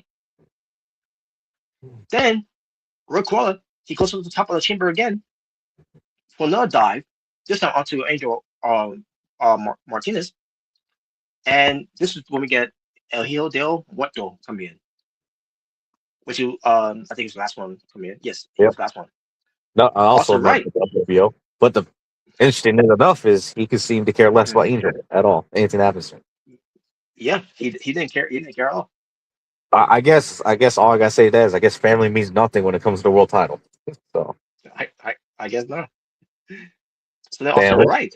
he became a changed man. He's a totally different man than he used to be. Crazy. That's true. I guess we'll see how that foreshadows, with LWO. Yeah. But then also right gets blamed by Jogo Gamer with a DT. And Roy Koala going after Jogo Gamer with a Samoan driver to eliminate Jogo Gamer. And like, whoa, already. Yep. So then Roy Koala goes for another high risk off the chain. The chamber wall onto Angel Martinez. He's been going after Angel Martinez for a very reason. I don't know what Angel Martinez did to him. To go to make him go after like this. You owe me some money. Wow. I don't know. I don't know if they're Ryan buddies on that. Because you're going to the match here. They own money on gas money, whatever. I don't know. But he's putting a hurry on them in this match with the poison mist, and then Diamond also on top of the cage. But then also Wright does his own thing to Muerto. He went for high risk, but got half of the World War because half of it hit him, Muerto, but he also kind of missed two away. So it was kind of both sides for what comes to the impact. So then Roy Kwan goes on top of the chamber pod, but don't trust of it because at this point Adrian Martinez was already recovered. It's like, damn, he wants to put more damage to him. Like seriously, what did he do to him? He left to the peer view. But oh man. But then also right, he goes from the chamber pod. And he goes flying off of it. Now during the process of him flying off of it, Winter, he was already charging up. Like he's going super Latino, Super Latino. because he got his special bar up there. To get Well, finished. unfortunately, yeah, for the finisher. Now, unfortunately, because me growing up at the time, it was quite special. Um, hold on a second. All right. All right, back to that. So, um, so after he's doing that, also right comes off the camera pod, flies onto flying cross body, and goes for a cover. And El Hijo del Muerto is eliminated too. Like, damn, he didn't even get a chance to do a special. Wow. Finisher. So he was already gone. Now here's the thing. I'm glad it ended that way because he's a small guy, also right, a big guy. So when a big guy comes at you like that, and you get squashed like that, you better be eliminated. So I'm glad the video game did that. And they had to, but if I had to. So, but all of a sudden we go for Angel Martinez going for a plancha over the top onto to Roy, and then Angel Martinez hits the break your face, which is a one leg, a one knee core breaker to the face and all that, but I call it break your face. Onto also right, and also right is eliminated. And I'm just gonna say this right now. Also right as he was leaving, and yes, this didn't happen. In the peer review. I don't care. I'm just saying right now. As also I was leaving, Mr. Hughes attacked him. There you go. There you go. There you go. That's the breaking point right there. That's a breaking point right there. Yep. A bunch of commotion. So I guess it's title. Right to babyface, basically. Mm-hmm. Then grabs next title and says, "This is one after." Asylumania. There Me you and go. you at Asylum Mania. That's right. And I'm here to say the chairman of on orders. Well, I guess say general manager already did it, but just to make it even double official, the chairman of the board said it's official because, of course, with Mister It is. Huge. Yeah, There you go. So now it's the final two: Roy Kawada and the man who started it from the beginning, Angel Martinez. and basically, Robert, I gotta be honest. Were you thinking this was a great final two for a champion? I thought it was, especially Hell yeah, these two guys were at each other. And then on top of that, they also were taking some finishes too. By the way, more so Angel Martinez. yep. So Angel Martinez was trying to go for a higher risk, but I'll say Roy Kawada was climbing, and then Angel Martinez had an early CTE and decided to jump off, and he Uh, and he landed on nothing. And Roy Kawada though, obviously he went for not high risk with a high reward, and he went for another one. Like what the like he going for another one, like, and then he goes for it, like holy shit, and then at this point, oh that's it. And Martinez he's done, and only one thing off Roy Kawada to do, his finisher, but he didn't do it. Like what are you doing? Do it. But instead he brings him in the ring. Like you could just did it, outside the ring either way. If you could still pin him outside the ring. So I'm just calling out for this. Even though Adrian Martinez might pick the win though, but I'm just calling I'm just trying to be fair here, and call things out here. Like he could have won right there. He didn't have to hit his finisher. All he had to do was just pin him. So um because of that, he goes back in the ring. I guess he tried to go to the finisher, unless Adrian Martinez may counter him. Um oh no, actually, um he was so Woodcrow was not thinking about to go for a finisher. He was thinking about putting it into the corner, which he did. And then Angel Martinez, instead of getting out of the corner by hitting him with his elbow or whatever. And then he went for his signature move, the Mexican Destroyer. yes. But I'm gonna say the reason why that Roy Kawala was didn't do what he had to do in the corner, and because he's it was he was stalling because he saw someone in the crowd distracting him, and it was Robin Garcia. Oh God. That's right. I got like I said, they're gonna have one more match happening, and because they didn't have that At rubber this match, point, I would argue Roy Kwan is way bigger of a star than Ron Garcia. But okay, I agree. I definitely agree. like So yeah, this is they don't even belong on the same level anymore, in my opinion. yes. So yes, Robert Garcia was a distraction. That's why Angel Martinez took advantage, and then the Mexican Destroyer got the win 1, 2, 3, And the crowd and loved it, by the way. yes, they did. So your winner of the Men's Elimination Chamber and no contender against the AWF World Champion A Omega at Asylum 4. And Robert is excited to see this, aren't you? I'm excited to see it. Holy shit! So is it better than is this better than Foxy Knuckles and Xander King? It's exactly it is. It Wow, is that's not what I'm saying. No, no, no, insulting on that, but still, this is a bigger match that happened. really? Wow. Are you thinking this is bigger than Demonator and A Omega from last year? Pretty much, I mean, no pun intended with the size, but still. But yeah, yeah, pretty much. I mean, that was too good too, but but is that it was funny. bigger? Is it a bigger main event than CM Punk and CJ Lone Wolf? If they can deliver it, then yeah, I'll go back. We'll get back to that point of it. All right. So yeah, this match was not great. This match was phenomenal. Exactly what I wanted the match to be like. And the best part is, And the man you want, your number one man who you wanted to win, actually won.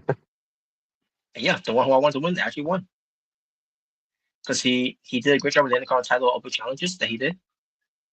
And deliver to the fullest. To finally the reels came off. And it started because he beat Strange. Yes. And obviously from there, Strange, is in the tag team. They will give her as tag team champions. And obviously, here's what happened because again, because they beat LWO members, Angel Martinez and Jose Rodriguez. So it's basically all coming together because how this all went about. So you're glad the LWO members are facing each other for the world title.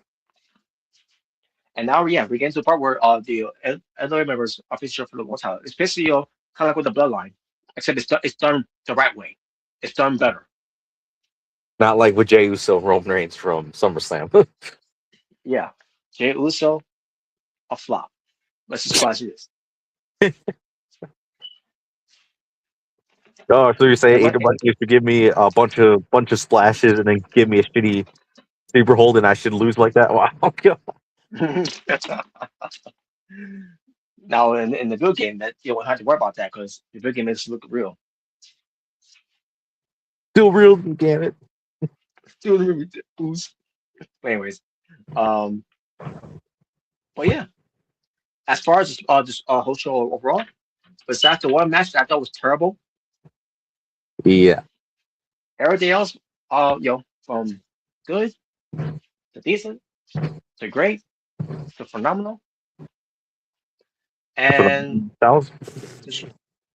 this was better than this is the BEING the Elimination Chamber. Oh yeah. So what do you think is next? Now. Oh wait, I know what's next. Asylum. That's right. Now it's also a WrestleMania. Night 1 and night 2. Yes. Now, what's going to happen with JKP going to WrestleMania? I don't know. But then again, how can you bounce back from You're just gonna pray and hope it's not Hunter Wheeler or Nathan Matthews. That's pretty much what you're saying. I guess, But how can you come back from losing to a piece of garbage, a piece of trash like Hunter Wheeler? Wow. I don't think you can. Well, I think JKP. Real quick, not for Asylum, don't worry, but this coming week on regular scheduled programming on AWF and on AWF TV. So we will hear from the chairman. Yes, I know, Robert, you be right for you, but don't worry, it's not about you this time. It ain't about you. All right. But basically talking about some general news. He wants to talk about leading to Asylum. Yeah. Some announcements basically. Maybe even changing up a match or two. But what you see what it is. So. Mm-hmm. And I think this is fitting. We'll have our first qualifying matches for who's going to be in the 6-man ladder match at Asylumania for the Intercontinental. All right, awesome. Don't know who's going to be in it, or don't know the qualifying matches yet, but you will see it when it pops up. You'll see it. Cannot wait. So Starboy will have his first defense at Asylumania. The question is for Starboy, would he go as the demon or would he go as just himself, the man? Oh, that's what I look forward to. Speaking of that, we're gonna get Master Quada and Starboy again, but this time Starboy as the man, not as the demon. Defending his Intercontinental title. All right. Yep. And here's a special match for you. What we're gonna get on AWF. I will see how Rob feels about this one. For the first time ever. Now thinking about it, it will be the phenomenal AJ Styles versus Jimmy King. Oh, wow, that's crazy. Yep. Well, I'm ready to sign for that one. Yep. And you got any matches announced for PWTF this coming week before we get to Asylumania? Some matches need to be done. Well,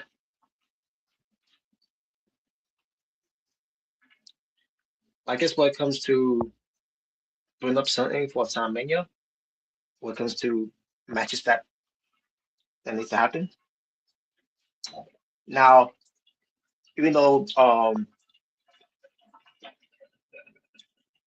when it comes to Joe Gamer, not not on PWTF, but I think for that for that one night, because Joko, I think we need a reunite of the Juggalo, I mean the Natural Born Juggalos to take on the two-man power trip All have right. to happen. Basically, a reunion of sorts. A natural born juggler. Back at it Yeah, again.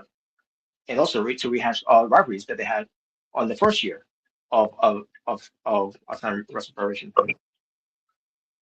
Awesome. Awesome, awesome, awesome.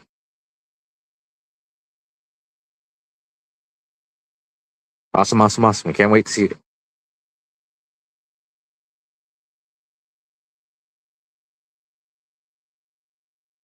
All right.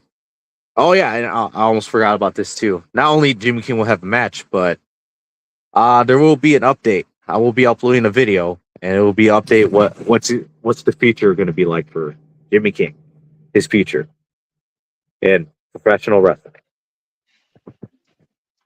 Okay, He's that's gonna come out in a Salmon suit. He's gonna oh no, I'm just kidding.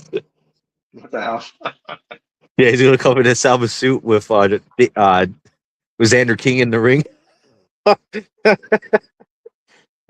Yeah, would you love it? Oh god. Yeah, you know who that's referencing. Yeah, but anyways, Yeah, I don't think that's going to be the case. come on, would it be entertaining? No, wow. Oh, sure, I'm sure it will be. Just get to get to Sanders King. Yep. But yeah, well, you will hear the update. All right. And also regarding who's going to be Mastercraw's opponent in his final ever Asylumania.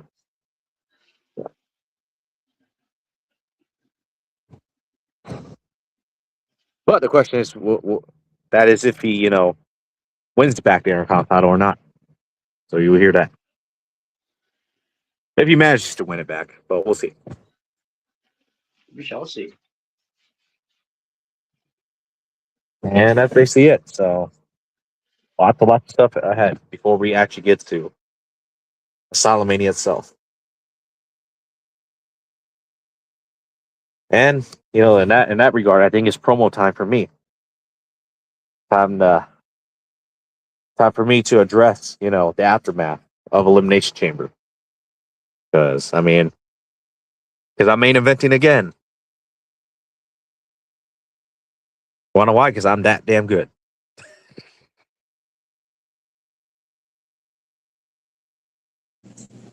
No, you're not. There's the one who only main evented once, and it sucked. Wow. Well, anyways, bro. Well, Robert, All right. anything else to say other than that? Um, if I could come up with one more match, maybe for the women's, I don't know what could it be. Uh, other Yeah, keep it than player. Oh no. oh wow,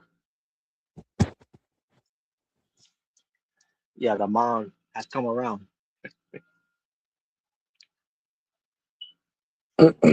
But but Just As far remember as the main for the events women, for Asylumania this year. Well, night one, Emily Wade versus Victoria Walker, and night two, AA Omega versus Angel Martinez. Uh, which all yeah. right, Well, you wanted the AWF title to be the main event again this year, so hell, that's right.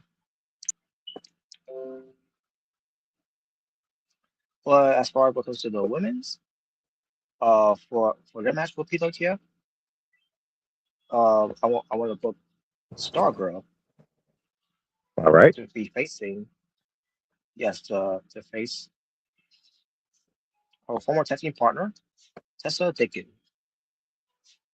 Really Yeah, interesting. to at least start her off, since she's gonna be with Starboy going into AWF now. So it'll basically be her for now her farewell match from PWTF. Yep. And then after Asylumania, the draft. So can't wait. Hell yeah. I want to see who you drafted. Oh yes. Yep.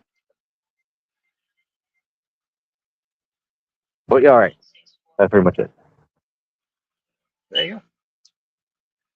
Now before we get into some fun topics, I gotta bring up one thing. Um, well, a few things I should say. Let me first get trash pile gets out of the way first. And it's gonna be a brief one, by the way, when it comes to TNA, because it has something to do with their bioflex. The injury report they always do, right?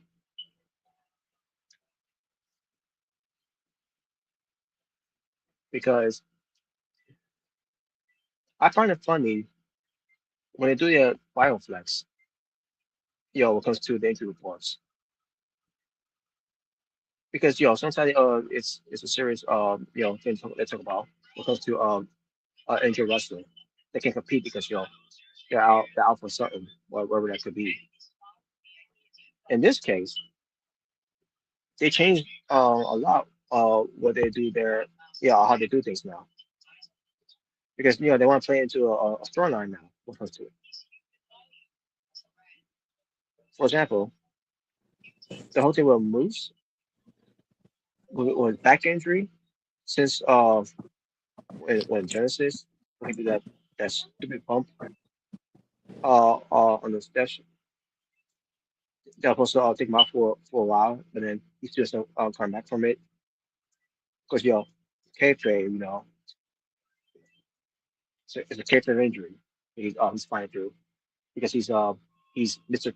TNA, and then the woman Indy Hartwell with a knee that was suffered because of Stax and Ariana Grace, only for it to be saved by I believe it was at the time the Angel Warriors, which was Saya Brookside and Layton Lee. What the hell? And they keep bringing it up because as weeks goes as weeks goes by before being injured, it's just back around February I think it was, and they bringing it up for weeks of it. Meanwhile, while they bring this up for her that she's unable to compete on TNA, because of the injury update that they given us. Meanwhile, she's wrestling in other indie promotions. I'm talking about Indy Hartwell. As a report this that on the TNA television on AMC that she's not cleared to wrestle. But it's okay for her to be cleared to wrestle elsewhere though. And then we get to this part. This is where they really get to and I'm gonna get more the stupidity of it when we get to something that really did happen with it. Now it ended not happening for that long because she has to be okay after that. But but the one I'm gonna talk about is not it's not what I'm talking about. But Tracker Elegance, they had her also on the list of the Bioflex injury reports. For what reason? What was? I was like, wait a minute, what happened to her now? You want to know what happened to her? She's taken a break from having a mental health issue. because of what a fan said to her online. You know what the fan called trash by elegance? This fan online, and I believe it was on Twitter, calling trash by elegance a mark. So how does trash by elegance respond to this? She responded by saying on Twitter, "For the record, I'm not a mark. Can we please stop?" And that's the reason of why she's off TV. What comes to of her wrestling. I mean, if you want to call it wrestling with her, who's fucking trash in the ring.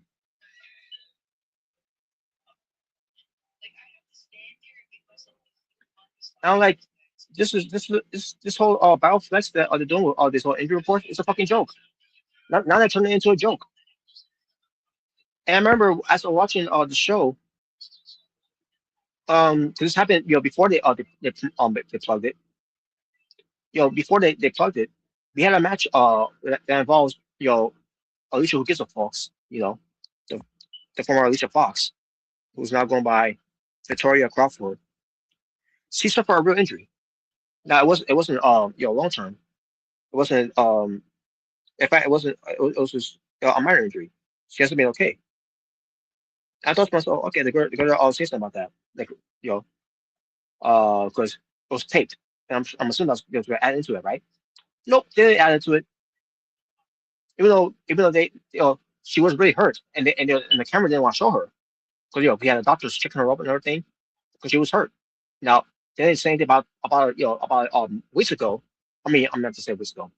Um, they didn't say anything about weeks later. I should say that's what I meant to say about it. I thought they would say something about it because they talk about other wrestlers of real injuries before on these BioFest injury reports, but for a reason they didn't want to do it for this one. Not that I give a shit about Lisa Fox anyways, but at the same time, this is one of your talents that's on time for TNA wrestling. You never go give us any updates about what happened to her, about what injuries she suffered. I'm pretty sure it was like a leg injury or knee injury, whatever it was. I don't know, but they couldn't even give us that. But track by other kids though, mental health is why she's on the injury report because a fan called her a fucking mark.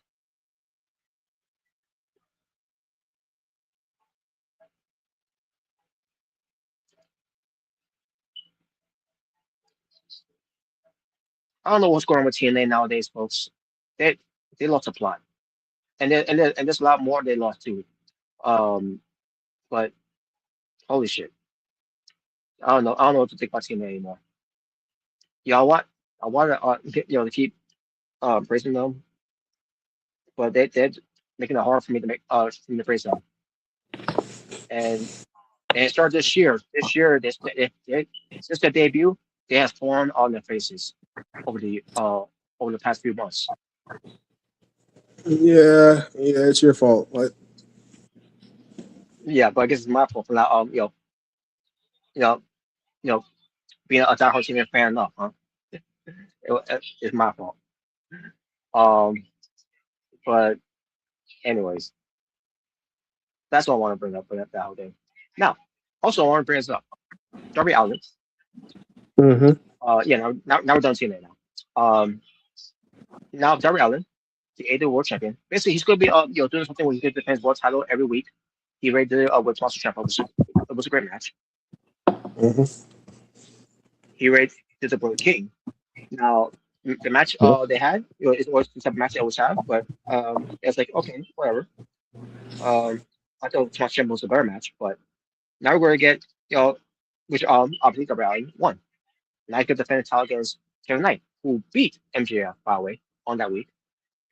Um, and basically because the TNT title was online. So basically what they're doing here, they're going to keep milking this whole thing. Darby Allin defending the title every week against guys who deserve it more than MJF and who hasn't gotten a shot of it. And this is all the way to elevate Darby Allin's world title reign. And he's going to face Kevin Knight on next time I show.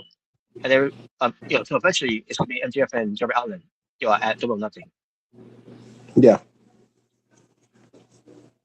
Yeah. Now, how we get there, because MGF got puts her on the line for him to get the shot. What that could be, I don't know. That's the only way he could get a shot at the title. You know, you know, it'd be interesting if like, you know, we think we're gonna get Darby Allin versus Kevin Knight, but then Hmm. MGF attacks him, right? He attacks him, Yeah, and then like we get a brawl, you know, and since the match never started, since we never had a match, you know, we'll probably get a triple threat match for Double or Nothing. That'd be something interesting. That'd be something a little different. If they were to do that. yeah. I guess Yeah. I guess they could do that, but I think they want to do the rematch, just a one-on-one rematch of those two, because also they Yeah. got a lot of history, especially Yeah. because I didn't know at the time, by the way. As this was mentioned from others, and I'm pretty sure I'm not teammate. AW mentioned probably as well. When I say AW, as Cowboy, Sockface, where Mhm. the whole thing of I'm gonna beat you with the headlock takedown. It started during the English for those two. Yeah. Hmm. 'Cause, 'cause unless I didn't heard that part before. After the program was going on back in what 2021. Yeah. I think it That's was when they 2021. had that match. Yeah. Yeah, yeah. I didn't really pay much attention to it of it. Um, but hey, it's a story there that came from the Indies, and they got into AEW there with those two guys, and they, and there's ever do picture that's all as a being. The headlock takedown being the any of the matches. Doesn't matter who's doing it. If it's MJF or if it's Darby Allin. But in the case, it was always MJF until finally Darby Allin got the bump on him. Which as being him being the AEW World Champion. So yeah. Um, So we'll see what they do. When it comes to it, but I think they will. I think it's just could do a one-on-one out of those two. Um, so it depends on who how they book it too when it comes to it. But I digress. But either way, I'm enjoying. I know people are not going to say they enjoy Darby Allin's title reign. Yes, I know it's not going to be long term. It's going to be one of the things where he's when the wheels fall off because obviously that's what it's always been. They did with Darby before when he was the TNT champion. Second reign when he was TNT champion, where he's because he beat Samoa Joe for the title, and then he started spending every week until he lost it back to Samoa Joe. That's basically what they're doing with him right now with as the AWF champion against MJF going into Double or Nothing. So at least with this one, it's gonna be a longer reign than his TNT title. It's his second reign as TNT champion. Yeah. So enjoy while it lasts, folks. When it comes to Darby Allin being world champion, because MJF's going to win it back. Because the end goal here is Will Ospreay going to Wembley to face MJF for that title. Yeah. Hey, I'm totally looking forward to it. Um, I mean, they had a great program, they had a great, Yep. storyline match. What was it like in 2023 or 2024? Yep. Um, yeah, I 2023. think it was. Oh, it was 2023. Okay. But Um, wait. I think no, actually, I think it was 2024 if I recall. yeah, Yeah, yeah, I think it was 2024. 2023. Yeah, Yeah, because Punk was already gone when Ospreay came in. So. yeah, but yeah, basically they had a really good program together. For the at the time American Championship. So Hmm. them fighting for the World Championship at Wembley at All In, that's definitely gonna be a even bigger moment. Hmm. So so yeah, I can't wait for them to blow that up. Obviously, they have a lot of history, so they could just build up on that. Actually, you know what? No, I got a better idea. We're gonna have MJF get a phone call, and he's gonna say, Oh, someone reminded him that he's a oh devil, no. and then who's gonna be the guy? Who's gonna be the guy that freaking uh reminded him who's the devil? Freaking Smart Mark Sterling. Smart Mark Sterling. Wow. I reminded MJF he's the devil. No one's on the level of the devil. Oh my Oh, god. my God. But yeah, I'm Or looking want to forward make to it. or if we make it less things, Britt Baker. Oh boy, if Well, she ever she's comes not. back, She's not. yeah. Obviously, she's not gonna. But um, well, whatever. Okay. Now that being said, let's get on topic. Yeah, Mute this. that's Maybe fun. mute this bottle. All right, we go. Now unfortunately, Maker's not here, but we'll still show his full topic as well. You know, it's All right. your time for until next time we do PTA. That we will visit that. But Mm-hmm. here we go. Okay. All right. So I saw this on Instagram where like a logo creator made like his own versions of WrestleMania Vegas logos. Mm-hmm. So basically for this one, if you could pick three, which three would you pick for the WrestleMania logo, WrestleMania Vegas logo?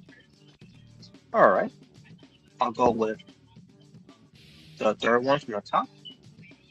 Okay. Uh, I'll go with the one from the bottom, Okay. and let's see. I'll go with the second one from the right side. Okay.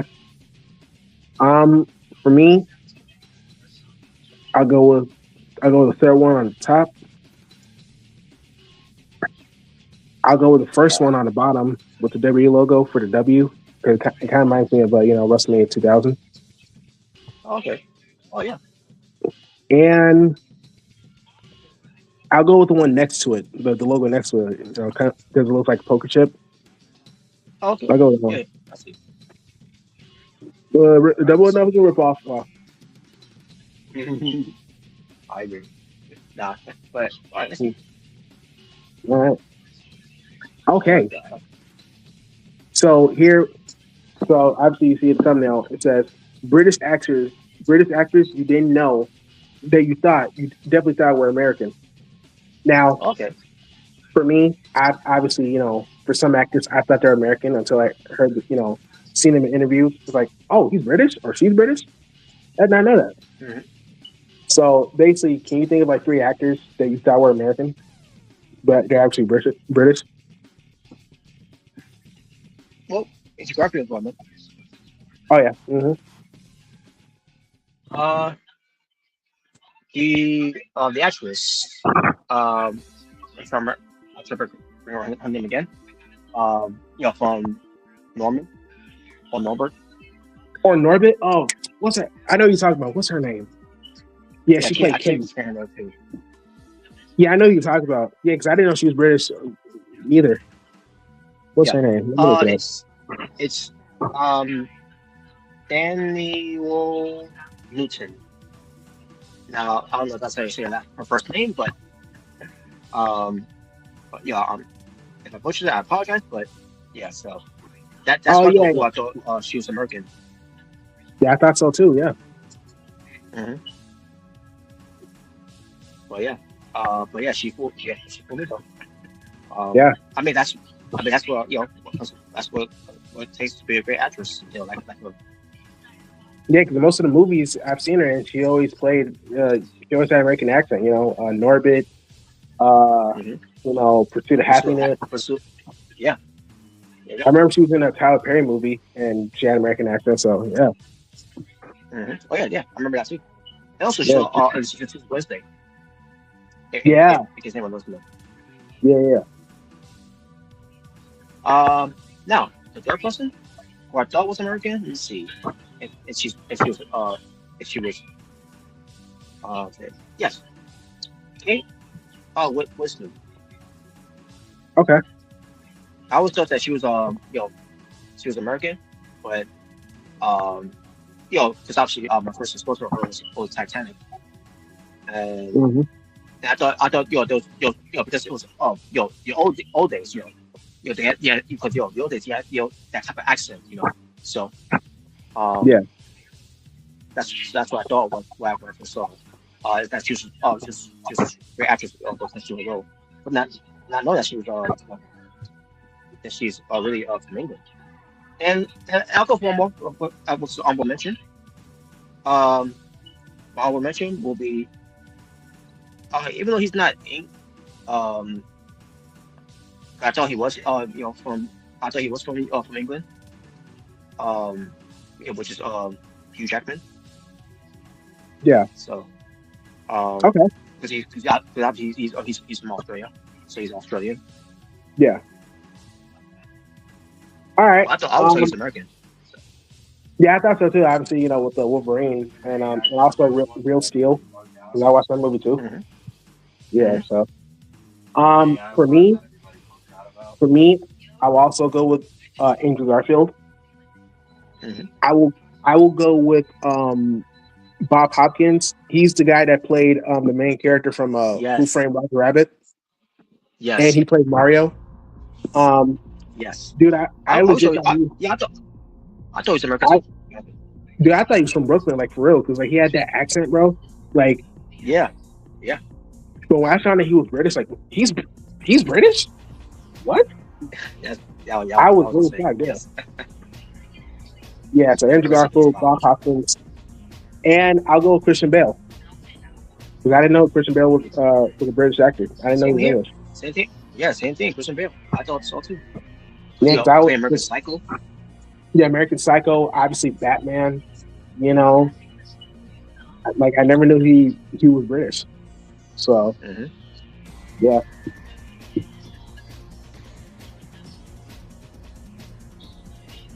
so, so And yeah, man. also even Gary Oldman, you know, who's also was from Batman. Playing Commissioner Gordon.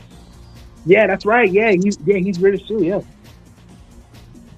yeah, that's right. All right, there you go. And even Tom Holland. I thought Tom Holland was American. Yeah, you know what's another one I just thought of? You know what's another one? Who I didn't know was British? Freaking Hugh Laurie. You know the guy from House and Stuart Little. You Yes, know, yes. I thought he was American too.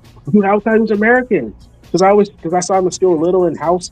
I thought he was American, but Yes. until I saw him in the interview, it's like, wait, he's British too. Like, yo, Hmm. I didn't know he was British until I watched him on Friends. When he took it in the British accent, I'm like, wait a minute, why talking in British accent? Like, is he British? I thought he's American. yeah, I thought so too. Yeah, all right,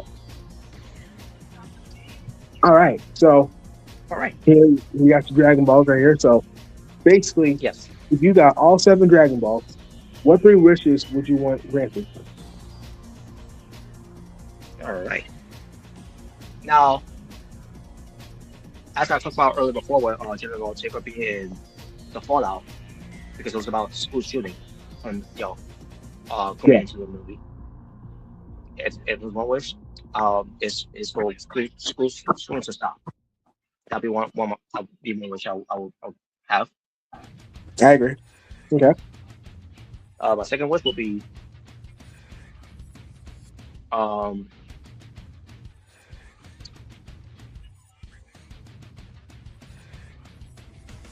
uh to live a wealthy life. Okay. And third, well, for world peace. Yeah. Okay. For me, I would definitely also want a wealthy life. Have like a nice house, enough Hmm. money to live, pay the bills and stuff. Just live a simple life, nothing too crazy. Yep, Um. that's right. Uh. I would definitely want to stop violence. Obviously especially political violence because it's getting crazy nowadays. Hmm. Hmm. And another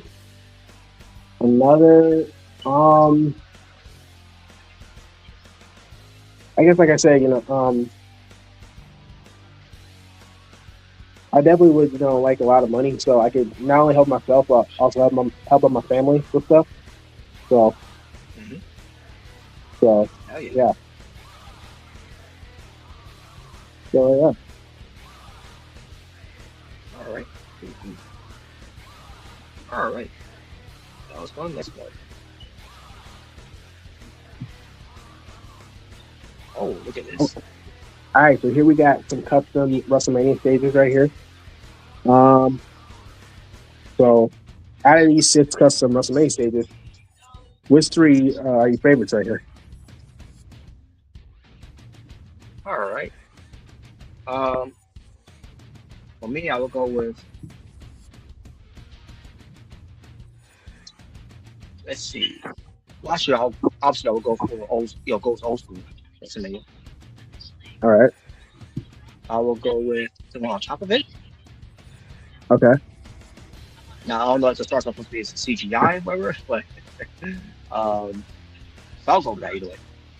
yeah, I think it's hard to stage. Uh, all right. I guess you will, because the harness. Yeah, on it. Yeah, All right, and come think of it, because that WrestleMania, from the middle, and from the right, from the left side. yeah, That's that's very true. It reminds me of how WrestleMania was doing WrestleMania Vegas this year. yeah, yeah. Kind of has So the like, style of the logo. Yeah, yeah, kind of, it kind of does, yeah. yeah. All right. Okay, But either way, but actually, my third one will be one from the bottom, okay. Which one? Like, which side? but from the from the left. The left side. Okay. All right. Um, for me, I'll go with the WrestleMania arena on the top, the left side. All right. I also go with the one on the right with the stars, and I'll go with the WrestleMania goes old school.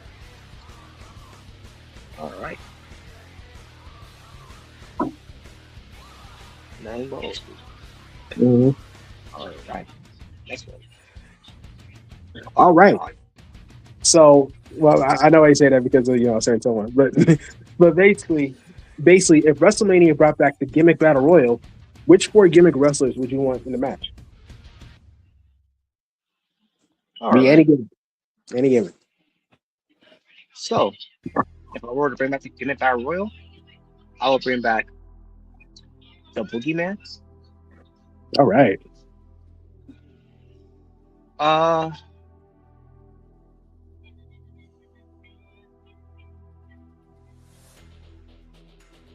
let's see. I'll bring back the Punjabi Playboy. Yeah, Rick Holly. Oh, okay. All right. See, I can always close over all that, so like with Rick Holly, even though he was never great, but He is but great. Living in his name. So much respect. Wow. yes, yeah, he's World War Champion. How dare you? Yeah, there you go. But yeah, Dean Ambrose. Okay. It'll be. I mean, obviously, it'll be one top team, but yeah, Dean Ambrose Yeah. and Okay. King Booker. Oh, okay. King Booker. Okay. There you go. All right. So for me, I'm gonna go with Scripps. Oh I'll God. go with the hometown man representing TNA. Oh, I'll go. I'll go Sugar Bee Timbers. Wow. that's a Like a gimmick. tough one. But no, seriously though, I'll go with the Hurricane. All I'll right. go with the Boogeyman. I don't know about the Hurricane. Okay. Yeah. Funny I would do. I would have how like the Hurricane would have like his reporter disguise, like like Superman. Oh yeah. Like I would have them be there first, and then like you hear stand back. There's a hurricane coming through, and then he comes out. Yeah, yeah. I'll do that. So like I said, Hurricane, Boogeyman, King Booker. You know what? I would add Danhausen. I think Danhausen would be perfect fit for this. All right, cool. Yeah, not bad. You can curse all the opponents. If you all don't leave this ring, you are all cursed. All right, there you go. All right, next one. All right. So here we got all the SmackDown women's / women's World Championship matches at WrestleMania. So basically for this one, you can pick your top 3 favorites. All right. I'll go with Charlotte versus Asuka, despite Asuka losing. That was great. Yeah. I agree. Okay. I'll go with Bianca Belair and Sasha Banks. Okay. And I'll go with Charlotte Flair versus Rhea Ripley. That was a banger match. Mm-hmm. My honorable will be Rhea versus Becky, and my dishonorable is Charlotte and Ronda. I agree. I totally agree. For me, I'll go with Bianca versus Sasha Banks. I'll go with Charlotte Flair versus Rhea Ripley, and I'll go with Rhea Ripley versus Becky Lynch. Sweet.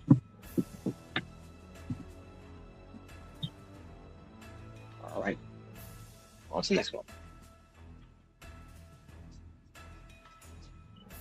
It's back. All right. Yep.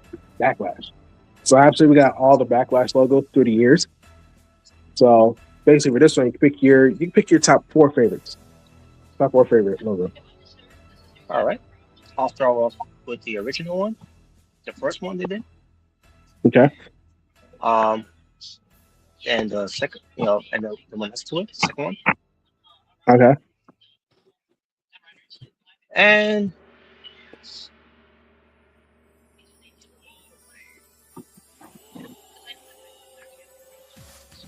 if they would have kept the Backlash from the France version, looking at that, that'll be great. But yeah, I'll go that way. My honorable will be the second one from the that's in the second row. I mean the first one from the second row, let's say. Okay. Yeah, that was from my SmackDown Live. Yeah. Okay. For me, I'll go with the Backlash logo from the Attitude and Roots Progression era. The second one on the first row. I go with the Backlash logo from 2016. When it was the SmackDown pay-per-view. I'll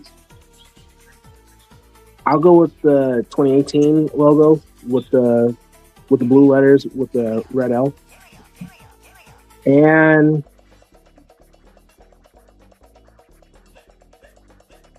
I'll go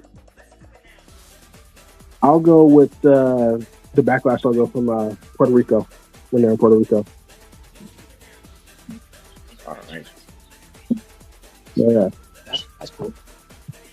All right. I just want to say my dishonorables are the WrestleMania Backlashes. I agree. Yep. Thank God we never have to deal with that again. Yeah. All right. Here we got WrestleManias, back-to-back, back-to-back cities or, gimmicks. So basically we got, WrestleMania 4 and 5, which was in Trump Plaza, from Atlantic City. Mm-hmm. We got WrestleMania 36 and 37, with the pirate gimmick, in Florida. Mm-hmm. And we got WrestleMania 40, 41 and 42, that was in Las Vegas. Mm-hmm. So which WrestleMania do you think had the best, back to back, basically? WrestleMania 4 and 5. Okay. Yeah, I agree. And yeah. As far as my honorable, I'll go with the Vegas 41. Okay. All right. Cool. All right. All right. So this is all makers. Okay. So bringing one back to WWE. Sorry, Zane. So yes, I will recommend Harry Singh. My honorable mention would be Aleister Black. Same here as well. That's my honorable mention as well. So yeah. But there you go. I mean, we won Hard Chance on Raw.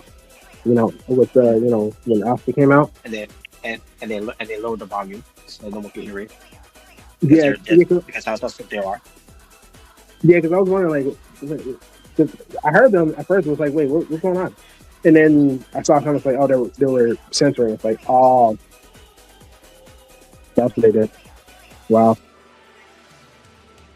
Don't worry, guys. When she comes back, it's all part of the storyline. Come on. And Jackie Reynolds can even, tweet when it comes to her being let go because she was told to take it down. Uh-oh. Makes me wonder why she was on the show. Yeah, boy. But anyways, now I know what this is about. To be honest with you, I don't know if it's even said anything here. Let me see.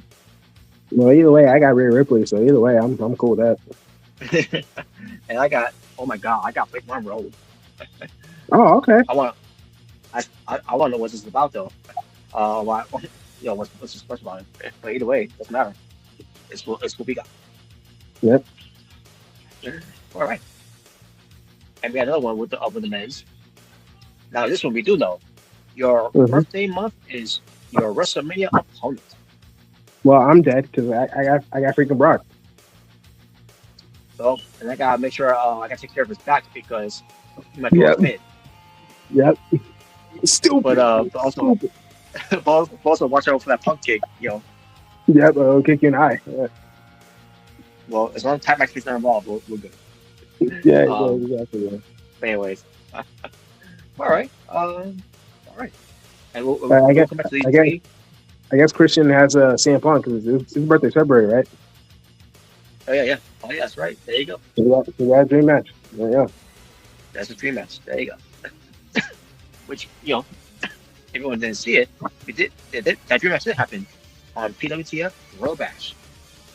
Mm-hmm. Yep. The only problem is they didn't hit GTS. They tried to hit GTS situation, but they kept countering. So it would have been great to see if one of them would have hit it and see if they would have won it. So, but whatever. But anyways, when we do another VTA, we'll come back to this. We'll think for Omega Red that we can know what the women's was about. For the months. But anyways, not for mine.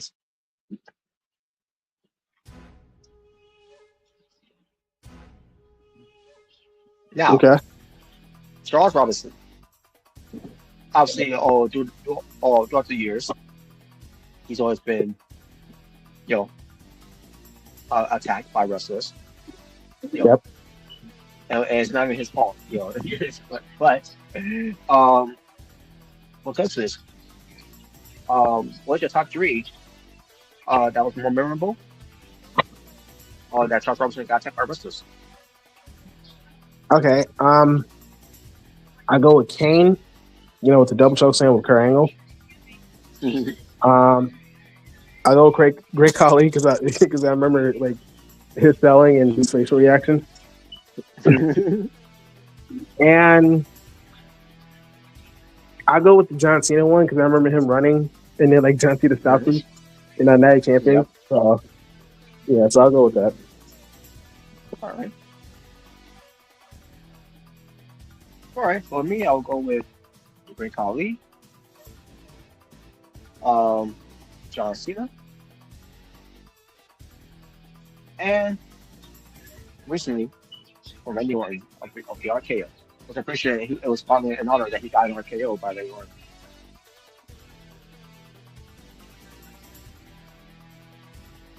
All right. Next one.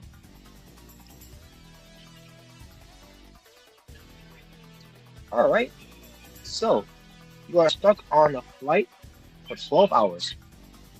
So which seat are you picking? I'll go first. Obviously, I'm picking the seat where Russell Press is at. Obviously, I'm picking, the one next to Jade, Red Cargo. All right.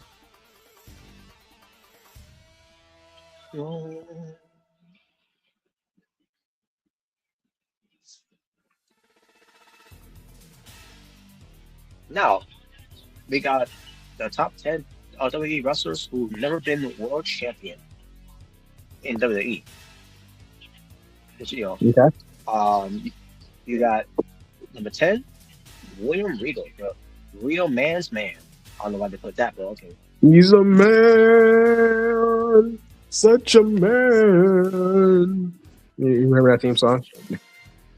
Yes. He's a real man's man. Yes, I don't care what it says. That was a great song. It was, yeah. But number 9, L.A. Knight. Yeah, Yeah, who's a megastar. yeah. Number 8, Samoa Joe, who's the Samoan submission machine. Somebody's gonna go night. Yeah, number 7, the British Bulldog, Davey Boy Smith. All right. Wait. Put my eyes a little bit. All right. Number 6, Jake Roberts, the Snake. Number 5, Ted DiBiase, the $1 Million Man. Number 4, Razor, they call him Skull, but I'm calling Razor Ramon the Bad Guy. Number 3, Rowdy Piper, the Hot Rod.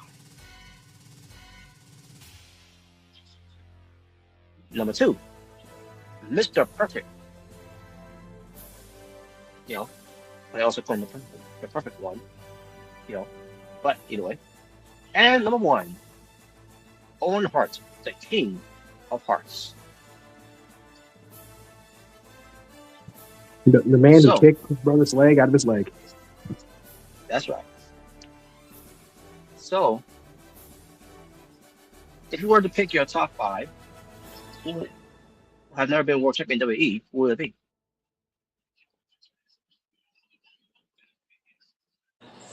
All right, top 5. Mhm. Okay. I'll go with Samoa Joe, LA Knight. I'll go with Scott Hall, Roddy Piper, and one more right here.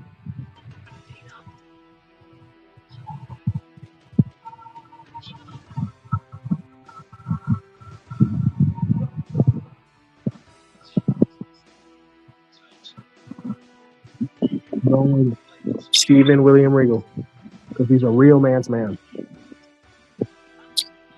All right. For me,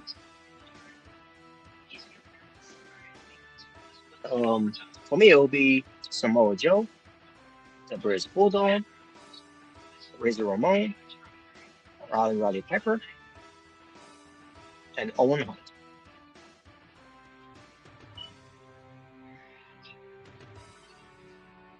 Now, obviously, my honorable will be LA Knight. And the reason why I put him as my honorable is because I still have hope for him that he will be a world champion. Will it happen? Probably not, but or you could do so. But then again, you could also go on the list change Nakamura on that list too. But nevertheless, next. Now, with these retired wrestlers from different genres, oh, different promotions, I should say, like Goldberg, WWE Legend, AJ Styles, Mm-hmm. TNA, TNA Legend, Hiroshi Mm-hmm. Tanahashi, Japan Pro Wrestling Legend, John Mm-hmm. Cena, WWE Legend, My and boy. Brock Lesnar, Wrestling Legend. Okay. So, who are your top three of your uh Oh, wrestlers that retired? that is easy. AJ Styles, John Cena, and Brock Lesnar. All right. For me, it'll be AJ Styles, Hiroshi Tanahashi, and Brock Lesnar. My arm will be John Cena.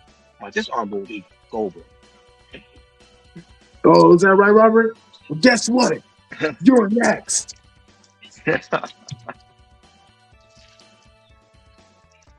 But there you go. He should have a better, his better retirement should be able to do. It should happen at WrestleMania 33. I agree. So give him a little bit of fun stuff. And finally, for Kyle Fletcher, who's out of injury, who knows when he'll be back in AEW, but the Mount Rushmore rivals of Kyle Fletcher, because actually it's on the AEW. Okay. So for me, I'll go with John Cena, Shawn Michaels, Triple H. Oh, wait, wrong guy. Sorry, wrong guy. Sorry. Well, they look like it. No, seriously. Obviously, Will Ospreay. Go Will Ospreay. I'll go.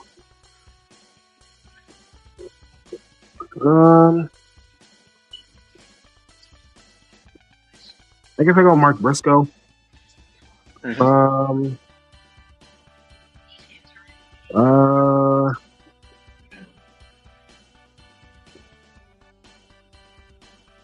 Mhm. I'll go. I guess I'll go with Mike Bailey because they didn't have really good matches together. Mm-hmm. And one more. I'm thinking of another one.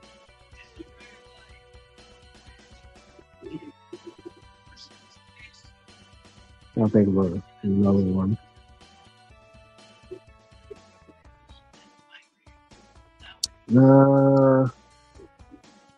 I'll think of another one.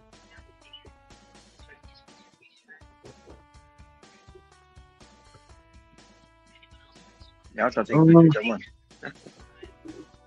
Yeah, I'm thinking because those are the main three I can think of: Will Ospreay, Mark Briscoe, and Mike Bailey. I guess I'll go with Hangman Adam Page. I guess I'll go with him. All right. So yeah. Yeah. Okay. Wait. So yeah, same as yours. All right.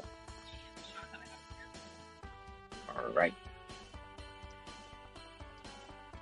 And that is done. With the front topics there, folks. All right. So let's talk about Evil. Oh boy. Main Yep. topic. Yeah, boy. So I saw the debut. Uh-huh. Now it wasn't a bad debut for Evil. No. I'll give him that. It wasn't a bad debut. Yeah. it's basically how he came out in Japan when it comes to the robe he's wearing when he was part of Lij. Yeah. All thing is he didn't come out with his hook something whatever send that the Grim Reaper will carry Yeah. that hook whatever. But that's the one that's missing. And then again you don't want to give too much away of Evil. Then again some of these crowds didn't know who he was. A few of them did, but If he did, but been in Japan. I mean, yes, some mechanic for Evil, now obviously he's not going by the name Evil because obviously the commentators not acknowledging his name. All they did is acknowledgement of being the IWGP World Heavyweight Champion, which by the way he was a failure. Yeah, it's basically the same So thing they did with Ricky Saints, where like they didn't say his name, like yeah, it was kind of like the Monroe. Scott Hall. It was kind of like the Scott Hall thing, you people, who I am, but you don't know why I'm here, basically. Mm-hmm. Yeah. Now I don't know what Evil is. Because he came out obviously he confronted Tony D'Angelo, the NXT champion, and obviously he gave him a shirt. I guess it was the same the same writing that that was on the box too. Yeah. So basically, I was not expecting him to come out this early to make his debut. I thought he was going to milk it for a little bit until it was time to debut him. But they weren't wasting any time. Obviously he's not getting any younger. He's only 39 years old. By next year he'll be 40. So they're gonna try to get the best album. I mean, again, there's really nothing to get best album either way because he fucking sucks.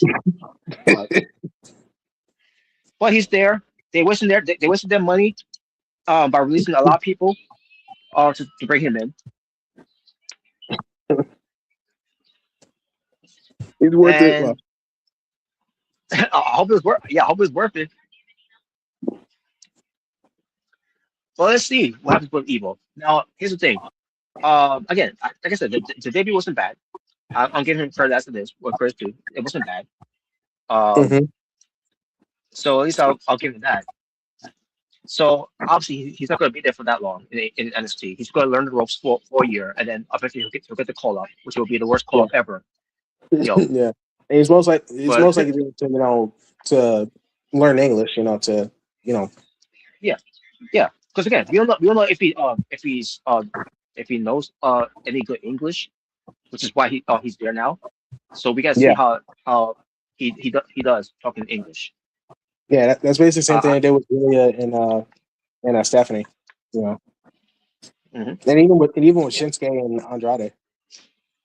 Yeah. Now also Andrade, it was still a work in progress for him. Yeah. But then he has to get better now. Now that he's in AW. I mean, he's limited of what they do with him, talking, which is fine.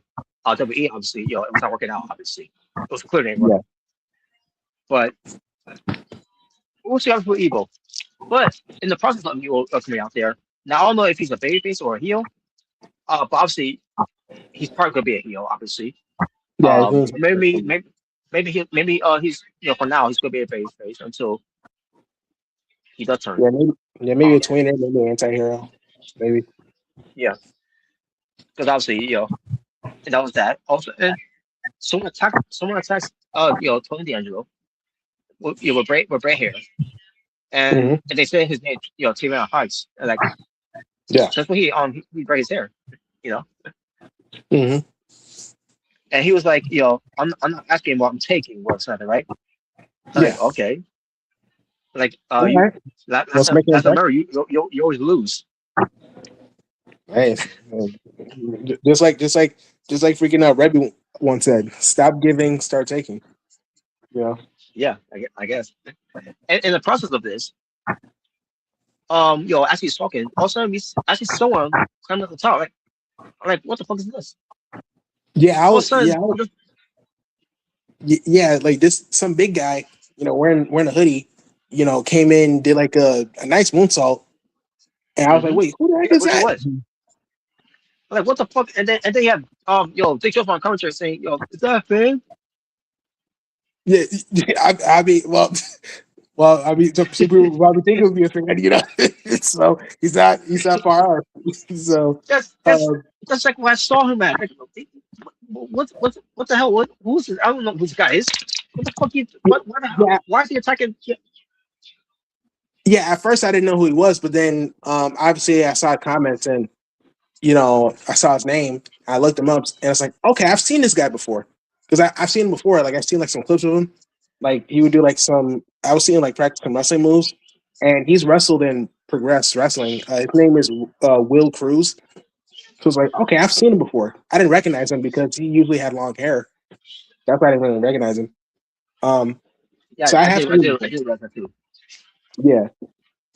So yeah. So I wish he would yeah, keep the long hair because what the fuck that what I just saw in the ring with his pale skin, that type of goo of it hanging out.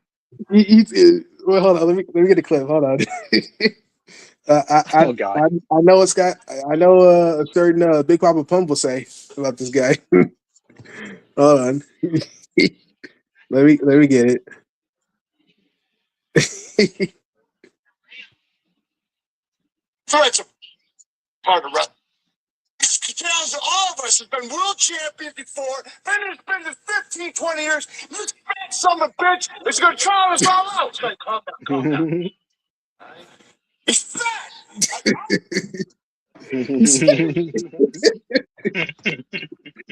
but yeah, I mean that really caught me off guard. It caught everyone off guard. But but yeah, And again, you bring this guy in, and yet other guys have to be released for him, for someone that no one knows who he is. well, now they will know who he is. They'll, What is going on here? they gotta make an impact somehow. Now, I would been more pissed off if it was someone I care about because someone making a debut like Evil. I don't give a shit about. I don't care about Evil, obviously. There you go. But holy shit, man! This you debut Evil, and then you have other things like yo the hot shot is his debut. For someone already it's already saying he's going to become the next NXT champion, which he is obviously, which is Mm-hmm. going to be it's going to be a flop, just like his Japan his Japan being world champion over there. Oh boy. Well, hold on, Robert. It could be different. I mean, it could be different. Give it a chance. Well, yeah, maybe you're right. It could be different. Maybe he could do things on his own this time instead of having Dick Togo and the rest of the House of Torture. Yeah, I hope they don't bring the rest of House of Torture. I hope they stay in New Japan. Like, keep them there. Yeah, keep him there. Now, Now, unless go ahead. obviously, I'm right off Evil like he's a bad worker. No, he's not a bad worker. The problem is he's just fucking boring. Yeah, there isn't really. Yeah, I mean, yeah, he's a good worker, but yeah, besides that, he's not really like that interesting to really like watch. Especially with the House of Torture, it really is torture. So It was torture, like legit torture. yeah, they picked the perfect name. So because it is torture. So, but yeah, I mean, we'll see what he does. I don't know if he's going to use his real name or give him a different name. I mean, obviously he's going to use a different name because he can't use Evil because New Japan knows that. Mhm. So, Mhm. but yeah, we'll see what they do within the NXT. I could probably see him be NXT champion. Like I said, I don't think he's gonna stay there for long. I think he's gonna be there for maybe a year, and then he'll be called up, to the main roster. Well, to me, keep me there for as long as you can. I don't care. Well, obviously for I you, can, I yeah. can, I can, I can see less of him. But eventually he's gonna be called up most likely. So, and Oh yeah, what's just he probably doing just today, if that's still a thing. probably, yeah. I mean, he got the color scheme and the tone, so probably. Well, I want to bring You're this gonna up call too it before you talk about the House of about Judgment. the rest of the thing. Exactly. the fact that WWE brought in Evil, who's supposed to be a dark character, which he is. He is a dark character. If you see him in New Japan Pro Wrestling, when it comes to Lij and the House of Torture, um, you know, and yes, House of Torture was part of Blue Club, by the way, but but most like House of Torture, Mm-hmm. and and you see his entrance, it's a dark character. Yeah. And the whole lights out thing, and he appears. Yes, it's a dark character. So because and the reason I bring this up is because you're bringing him in as a dark character. Yet you got Mm-hmm. rid of the White Sticks, also Black and Cena, who are dark characters.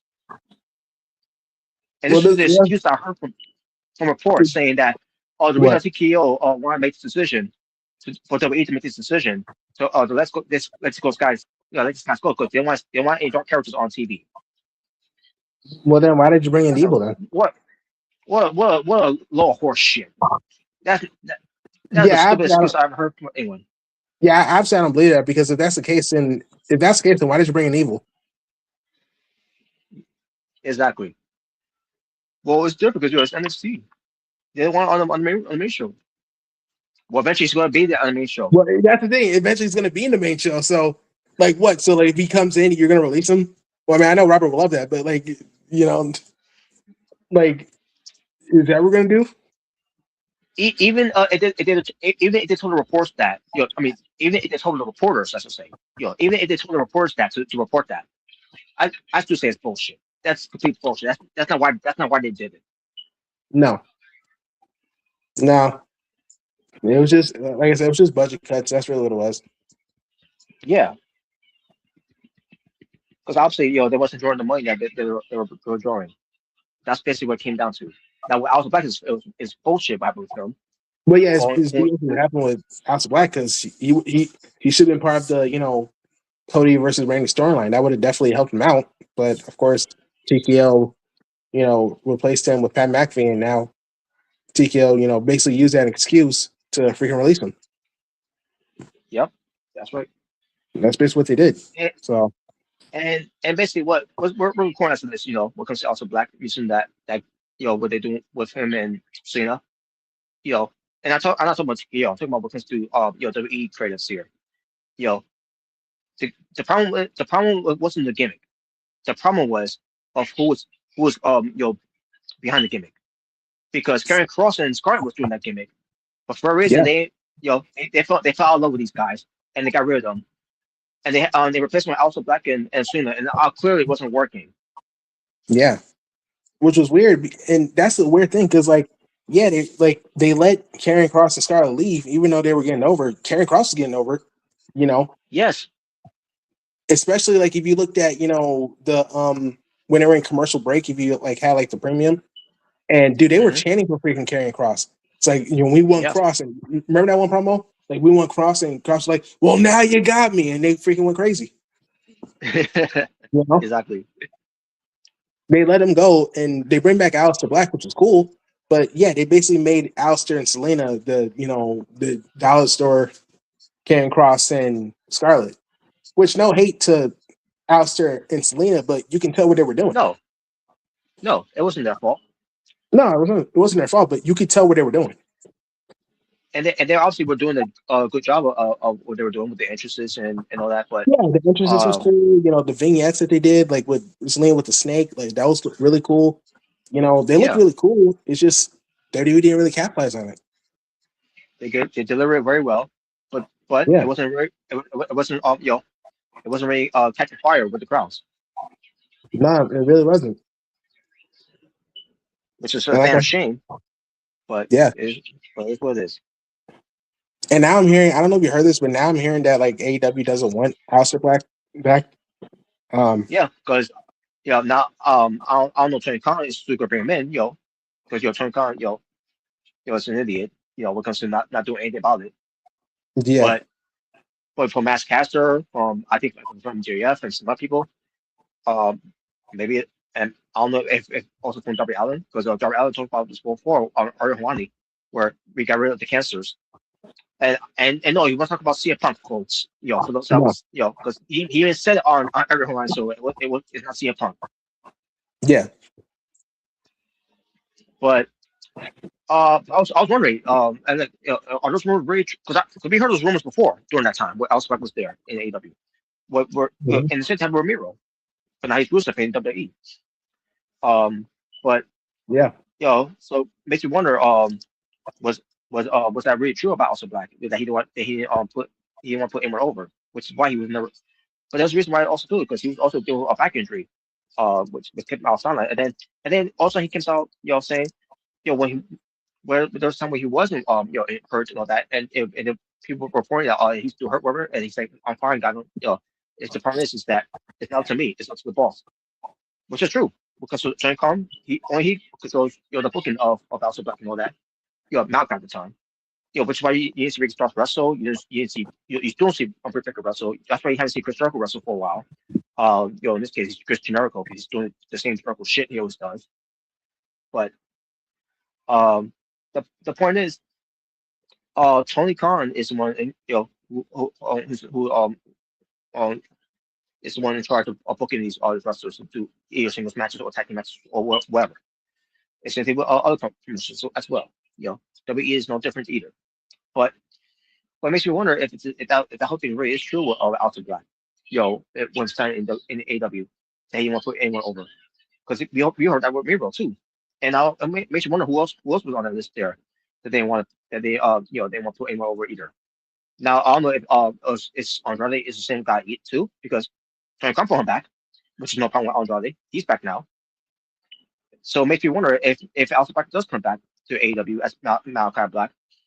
Is Tony Khan is going to ignore the other wrestlers that are uncomfortable with him because because he want to put him over, or maybe that it just didn't gel well with him backstage, whatever. I don't know, but whatever else, like not that matters because we got 90 because they have 90 days though for the main rosters people they have 90 days for the PL. So we won't be seeing them around like after July of 20 of 20 on the 24th.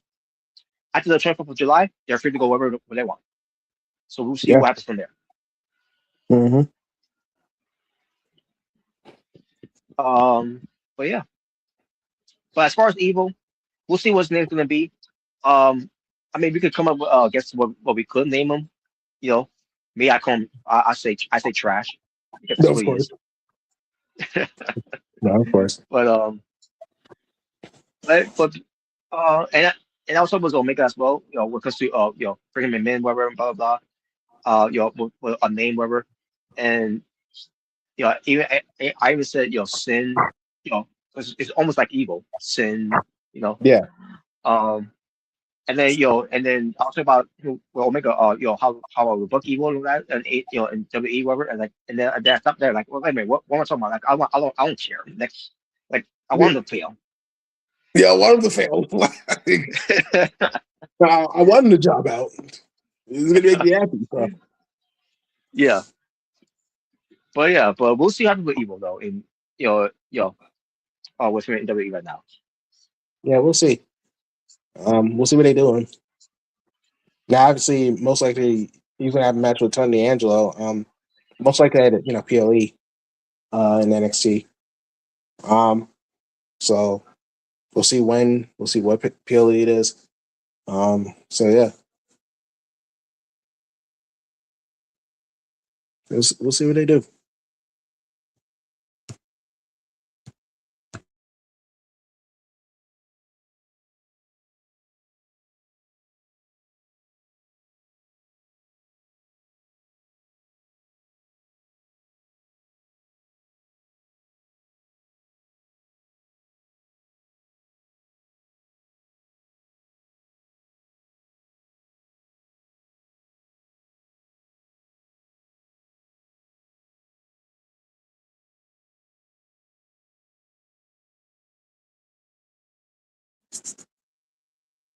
Yeah, but freaking his internet went off because I didn't hear him talking. Um, yeah, so I guess we'll wait till Robert comes back. Maybe he'll sign off the stream. But yeah, so if anyone's there, Oh, freaking Rockstar was here. Oh, yeah, he's talking about the gingerbread man is dead. He's talking about what happened with Sami Zayn and the gingerbread man. You gotta remind me of Shrek, not the gun drop buttons, no.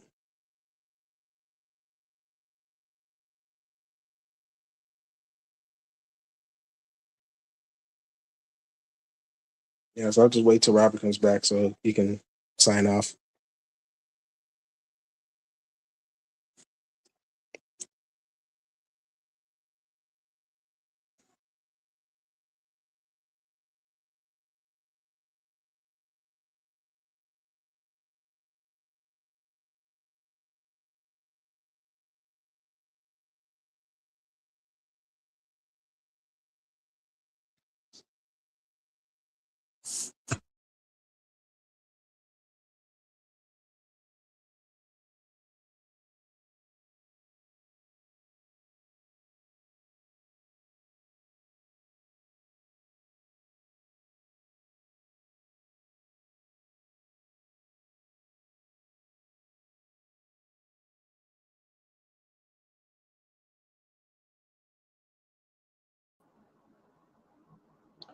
All right, I'm back.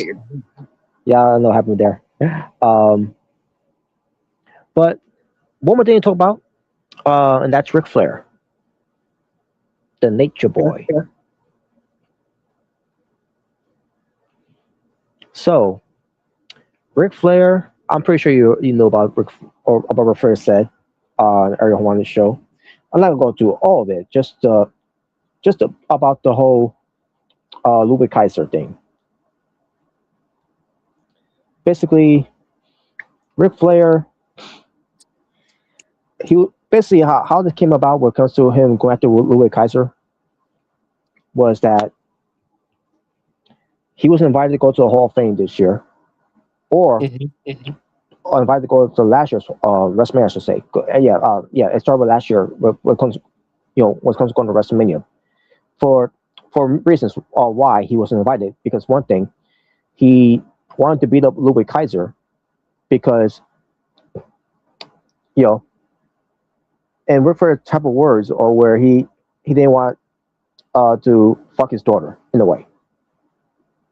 Because remember, the segment with Tiffany Stratton and Charlotte Flair going to WrestleMania, the whole thing of 3 marriages that failed, 0 and 3, and then Charlotte said, "Hey, Tiffy, is that why Kaiser's in my DMs?" Which is the funniest thing ever. Yeah. Which led to Ludwig Kaiser, responding on Twitter. It was like some kind of gift. I think it was. I can't remember what it was, but basically saying, "Don't flatter yourself." It's basically not interested. And Ric Flair, took that hardly, because it's his daughter, and like it like Ludwig Kaiser didn't do anything wrong there. He was just responding to what Charlotte Flair said on SmackDown, a segment that Ric Flair talked about, by the way, when it comes to Timothy Stratton is not smart enough to come up with that type of comeback when it comes to Charlotte Flair's because of a promo. Basically, calling Ludwig Kaiser an Englishman who's German, a 25-year-old punk, or 24-year-old punk, whatever he said, who's 34 years old, by the way. I guess that's compliment. Yeah, and then saying that that he's gonna be a fly on the wall, he's gonna be a footnote. He's not gonna last long in WWE, basically. Well, so much so Ric Flair that he's that he's El Gran Americano. We don't know that. Which obviously we don't know that, but basically and he's like, where's that punk now, that punk kid, because why he want to go after Ludwig Kaiser, because obviously he said he wouldn't want to fuck Charlotte Flair in a way, in his words, the way he's saying it, which is why that punk kid went crying to Triple H that he's their first player, an 80-year-old man, whatever, how old he is, wants to be up a young a young guy like Louis Kaiser at WrestleMania. And then he Ric Flair saying, "Where's the Punk kick now? Where is he now? You know, is he even on Raw anymore?" And then Ariel Hawaiian said, "Well, he's in Mexico right now. And he's like, good, he should stay there." Not knowing that Ludwig Kaiser is only in Mexico because of the WE, purchasing AAA, which is now a part of the company. And Ludwig Kaiser is on Raw, but he's at, El Gran Americano. And then Ric Flair, after the interview was over later on, that Ric Flair made an apology to Ludwig Kaiser, saying that he never discredited him of his wrestling abilities, and basically apologizing to Ludwig Kaiser for the comments he made, and blah blah blah. Basically,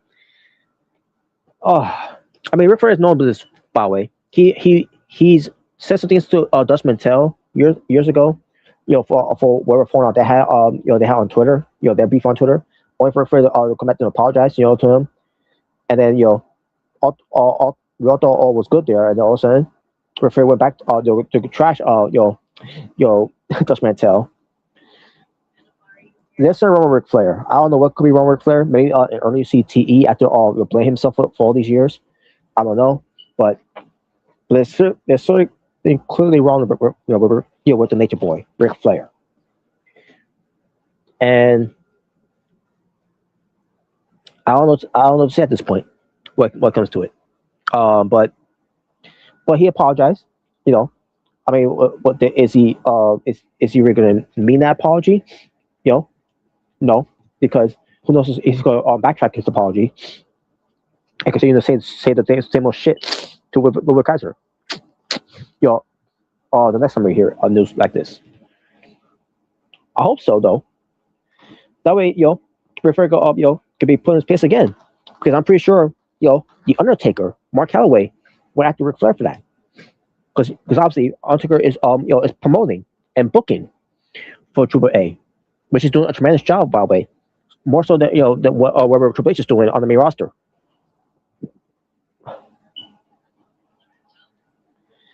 So I just hope for Ric Flair's sake that he really did mean his apology. Otherwise, he's going to hear from the dead man again. Because last thing that Undertaker needs is someone like a Ric Flair going after one of their main pupil, their main stars in AAA, and Ludwig Kaiser. Because Ludwig Kaiser is over in AAA with this El Gran Americano gimmick. He fits the role perfectly, way more so than Chad Gable. Now, should Ludwig Kaiser be El Gran Americano? No, because he should be his own person. But this is the character they want him to portray as. And the reason why he even got that opportunity in the first place is because Chad Gable got hurt. That's why he got that opportunity to become El Gran Americano. And that's why WWE, what they did on the main roster, they did so much of it. You have your Rayo Americano and Bravo Americano there. It's being more ridiculous and more trash on how they booked it. And I can't blame the talents. I gotta blame the creatives that don't know any type of materials of how to do anything great with it. Now, obviously, it's not just Undertaker down there. You also got other people down there as well. When it comes to it, but for whatever reason, Undertaker is doing a great job with it. I mean, especially you got Omos on there as well, who Undertaker praises him a lot.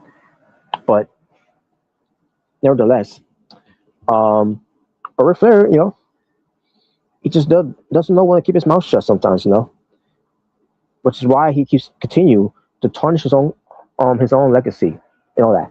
And the only reason why he wasn't invited to WrestleMania or in the Hall of Fame this year is something that he never addressed it. He never thought about and never responded to. It's because he's still under contract with AEW. And the same thing when it comes to whatever this thing he was signed up with, that WWE is now signed up with right now, and why he was no longer signed with them, because he's under contract with AEW, and WE who signed with that deal, whoever that referee was signed with before. I can't remember what the name was, but that's the reason why that that referee is not there because because WWE doesn't want anything to do with anyone from AEW to be part of that partnership, whatever, or that deal that WWE signed with, whatever. I don't know. Which is why referee got upset with it. Which is why he did that tweet or whatever response he did when it comes to talking about WWE is continuing to tarnish his career. No, you talking about WWE tarnishing his career is you basically you tarnishing your own career by saying the stupid shit that you're saying. Especially when he's so entitled where he's you say they should want to he should be an exception because for all the he's done for the wrestling business, they should roll out the red carpet for him. That's why he's got everyone's number on his on his dial.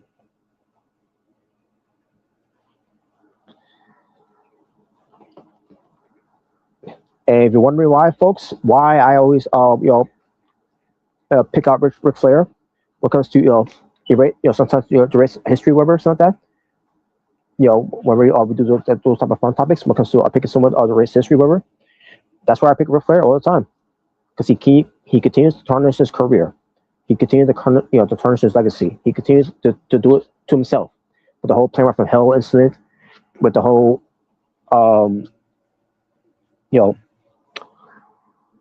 well, what was it? Oh yeah, ruined one of his best retirement he ever had by WE in 2008. One for him to turn around and wrestle elsewhere.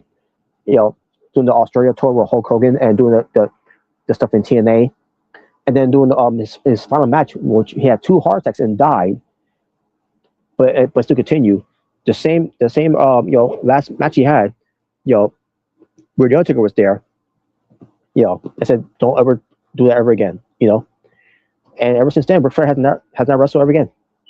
I'm pretty sure he took us word to heart, whatever, and hopefully that's what it was, and hopefully that's what it was too. When it comes to Undertaker reaching out to Ric Flair about talking, about Lou Bacchus that way, because again, Lou Bacchus didn't do anything wrong. It wasn't that he was dragged into it because Charlotte Flair decided to name drop him because Tiffany Stratton was dating Lou Bacchus at the time, which by the way, Ric Flair said that they were married, which they wasn't. I don't know how he got that that idea where they got married, but he must be thinking about his own marriages, maybe. I don't know, because again, CTE is a horrible disease. I'm pretty sure Ric Flair has gotten that, or maybe it's a case of dementia. Who knows? Who knows where is up with Ric Flair? All I know is that Ric Flair, what comes to him, one of my heroes, but like the quote of Harvey Dent, you either die a hero or you live long enough to see yourself become the villain. And Ric Flair has lived long enough to see himself becoming that villain. And we are seeing it, before our eyes, that Ric Flair is living long enough to see himself become that villain.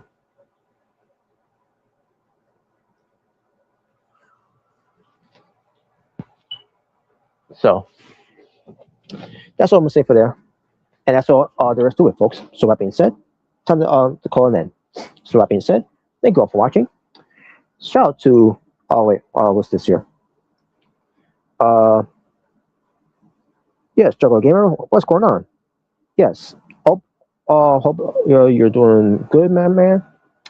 Yeah, that's not what was read. Hope you doing good, man. There you go. Yeah. Oh yes, but yes, everything's doing good. Thanks for asking. Hope everything's good with you, man, too, as well. And also to you, Rockstar Tokyo. Junior Bear Man is dead. Well, it doesn't happen on SmackDown when it comes to that. I'd like to know what happened there. But wow, that was back in 12:36. I didn't realize that. But I'll check it out though. SmackDown later on. We'll see what happens with that. But nevertheless, but there you go, folks. That being said, folks, time to end this the stream here. It's tough out here. Especially I got get ready to go to bed. I gotta go to work later on tonight. I mean later on today. Excuse me. Later on tonight. I mean, I'll probably be working like all the way to nighttime. Maybe not too late, but maybe late enough to where maybe I could get some decent money from my next paycheck. But nevertheless, folks, that being said, thank you all for watching. Shout out to Rockstar Tokyo, and for a shout out to JogoGamer85 for being moderators for my channel. They're on the stream here, and hopefully they're doing well, doing good. And again, shout out to the two moderators here, Rockstar Tokyo and JogoGamer85. Shout out also to the Omega Red and the True Jaber for being part of the stream with yours truly here, as we did Being the Asylum, episode 297. Next time we do an episode of BETA, whenever that may be, will be on maybe on a Tuesday. We shall see. But we shall see. And when it comes to Monday, we'll see if we can do a WrestleMania 33 watch along. Because I don't know if we haven't be able to give you one, but we'll try to give you one by the time we do so. Mr. Wicked 17. Whoop whoop. 505. Shout out to you, man. Shout out to you as well. But yeah, we shall see. But next time we do an episode of BTA, that'll be episode 298. So be on the lookout for that one. That'll be on a Tuesday. Hopefully we do on Tuesday. We shall see. It depends how my schedule is, but we shall see. But that being said, shout out to anyone that watched and commented as well. And for those that watched but didn't comment it, if you feel free to comment next time in the live chat, please feel free to do so. But be sure to keep things positive. Have a positive attitude, positive vibe, positive mood, positive energy, to keep it safe space, to keep things cool, aloof, zen for all around, to show some love, some support, and peace. And also, almost be positive. And also, if you want to troll, troll in a positive way. Anything that's of negative troll is zero tolerance. That will have you have a timeout. And if you continue to do more of negative trolls, you'll be permanently blocked. So hopefully, you come out here and be respectful, show some tolerance, and yeah, no need for cyberbullying or any of that negative energy on any platform. So that being said, folks, I'm gonna get ready to wrap it up here. So folks, for the Omega Red and the True Jaybird, and for the moderators of Rockstar Tokyo and Jogo Gamer 85, it's the natural born thriller saying peace unless you truly be well, stay safe, take care of yourself and everything that's going on in the world. But I am out here, tata for now, as I picture you all in Abdu. So goodbye and good night to all you for Twinkle Toes McFinger Bang of Kenny Omega. And shout out to Darby Allin for continuing his AEW World Championship title reign, going into Double or Nothing. Whoever that may be, maybe MJF, which I'm pretty sure it will be MJF. But shout out to one more time to Mr. Wicked 17. And shout out to everyone else. We'll continue to do what we gotta do here, and hopefully you'll tune in to see more. Until then, folks, take care of yourselves and each other. Take care. Peace. God bless. For this was episode 297. When it comes to Being the Asylum. Until then, folks, you have a good night and take care.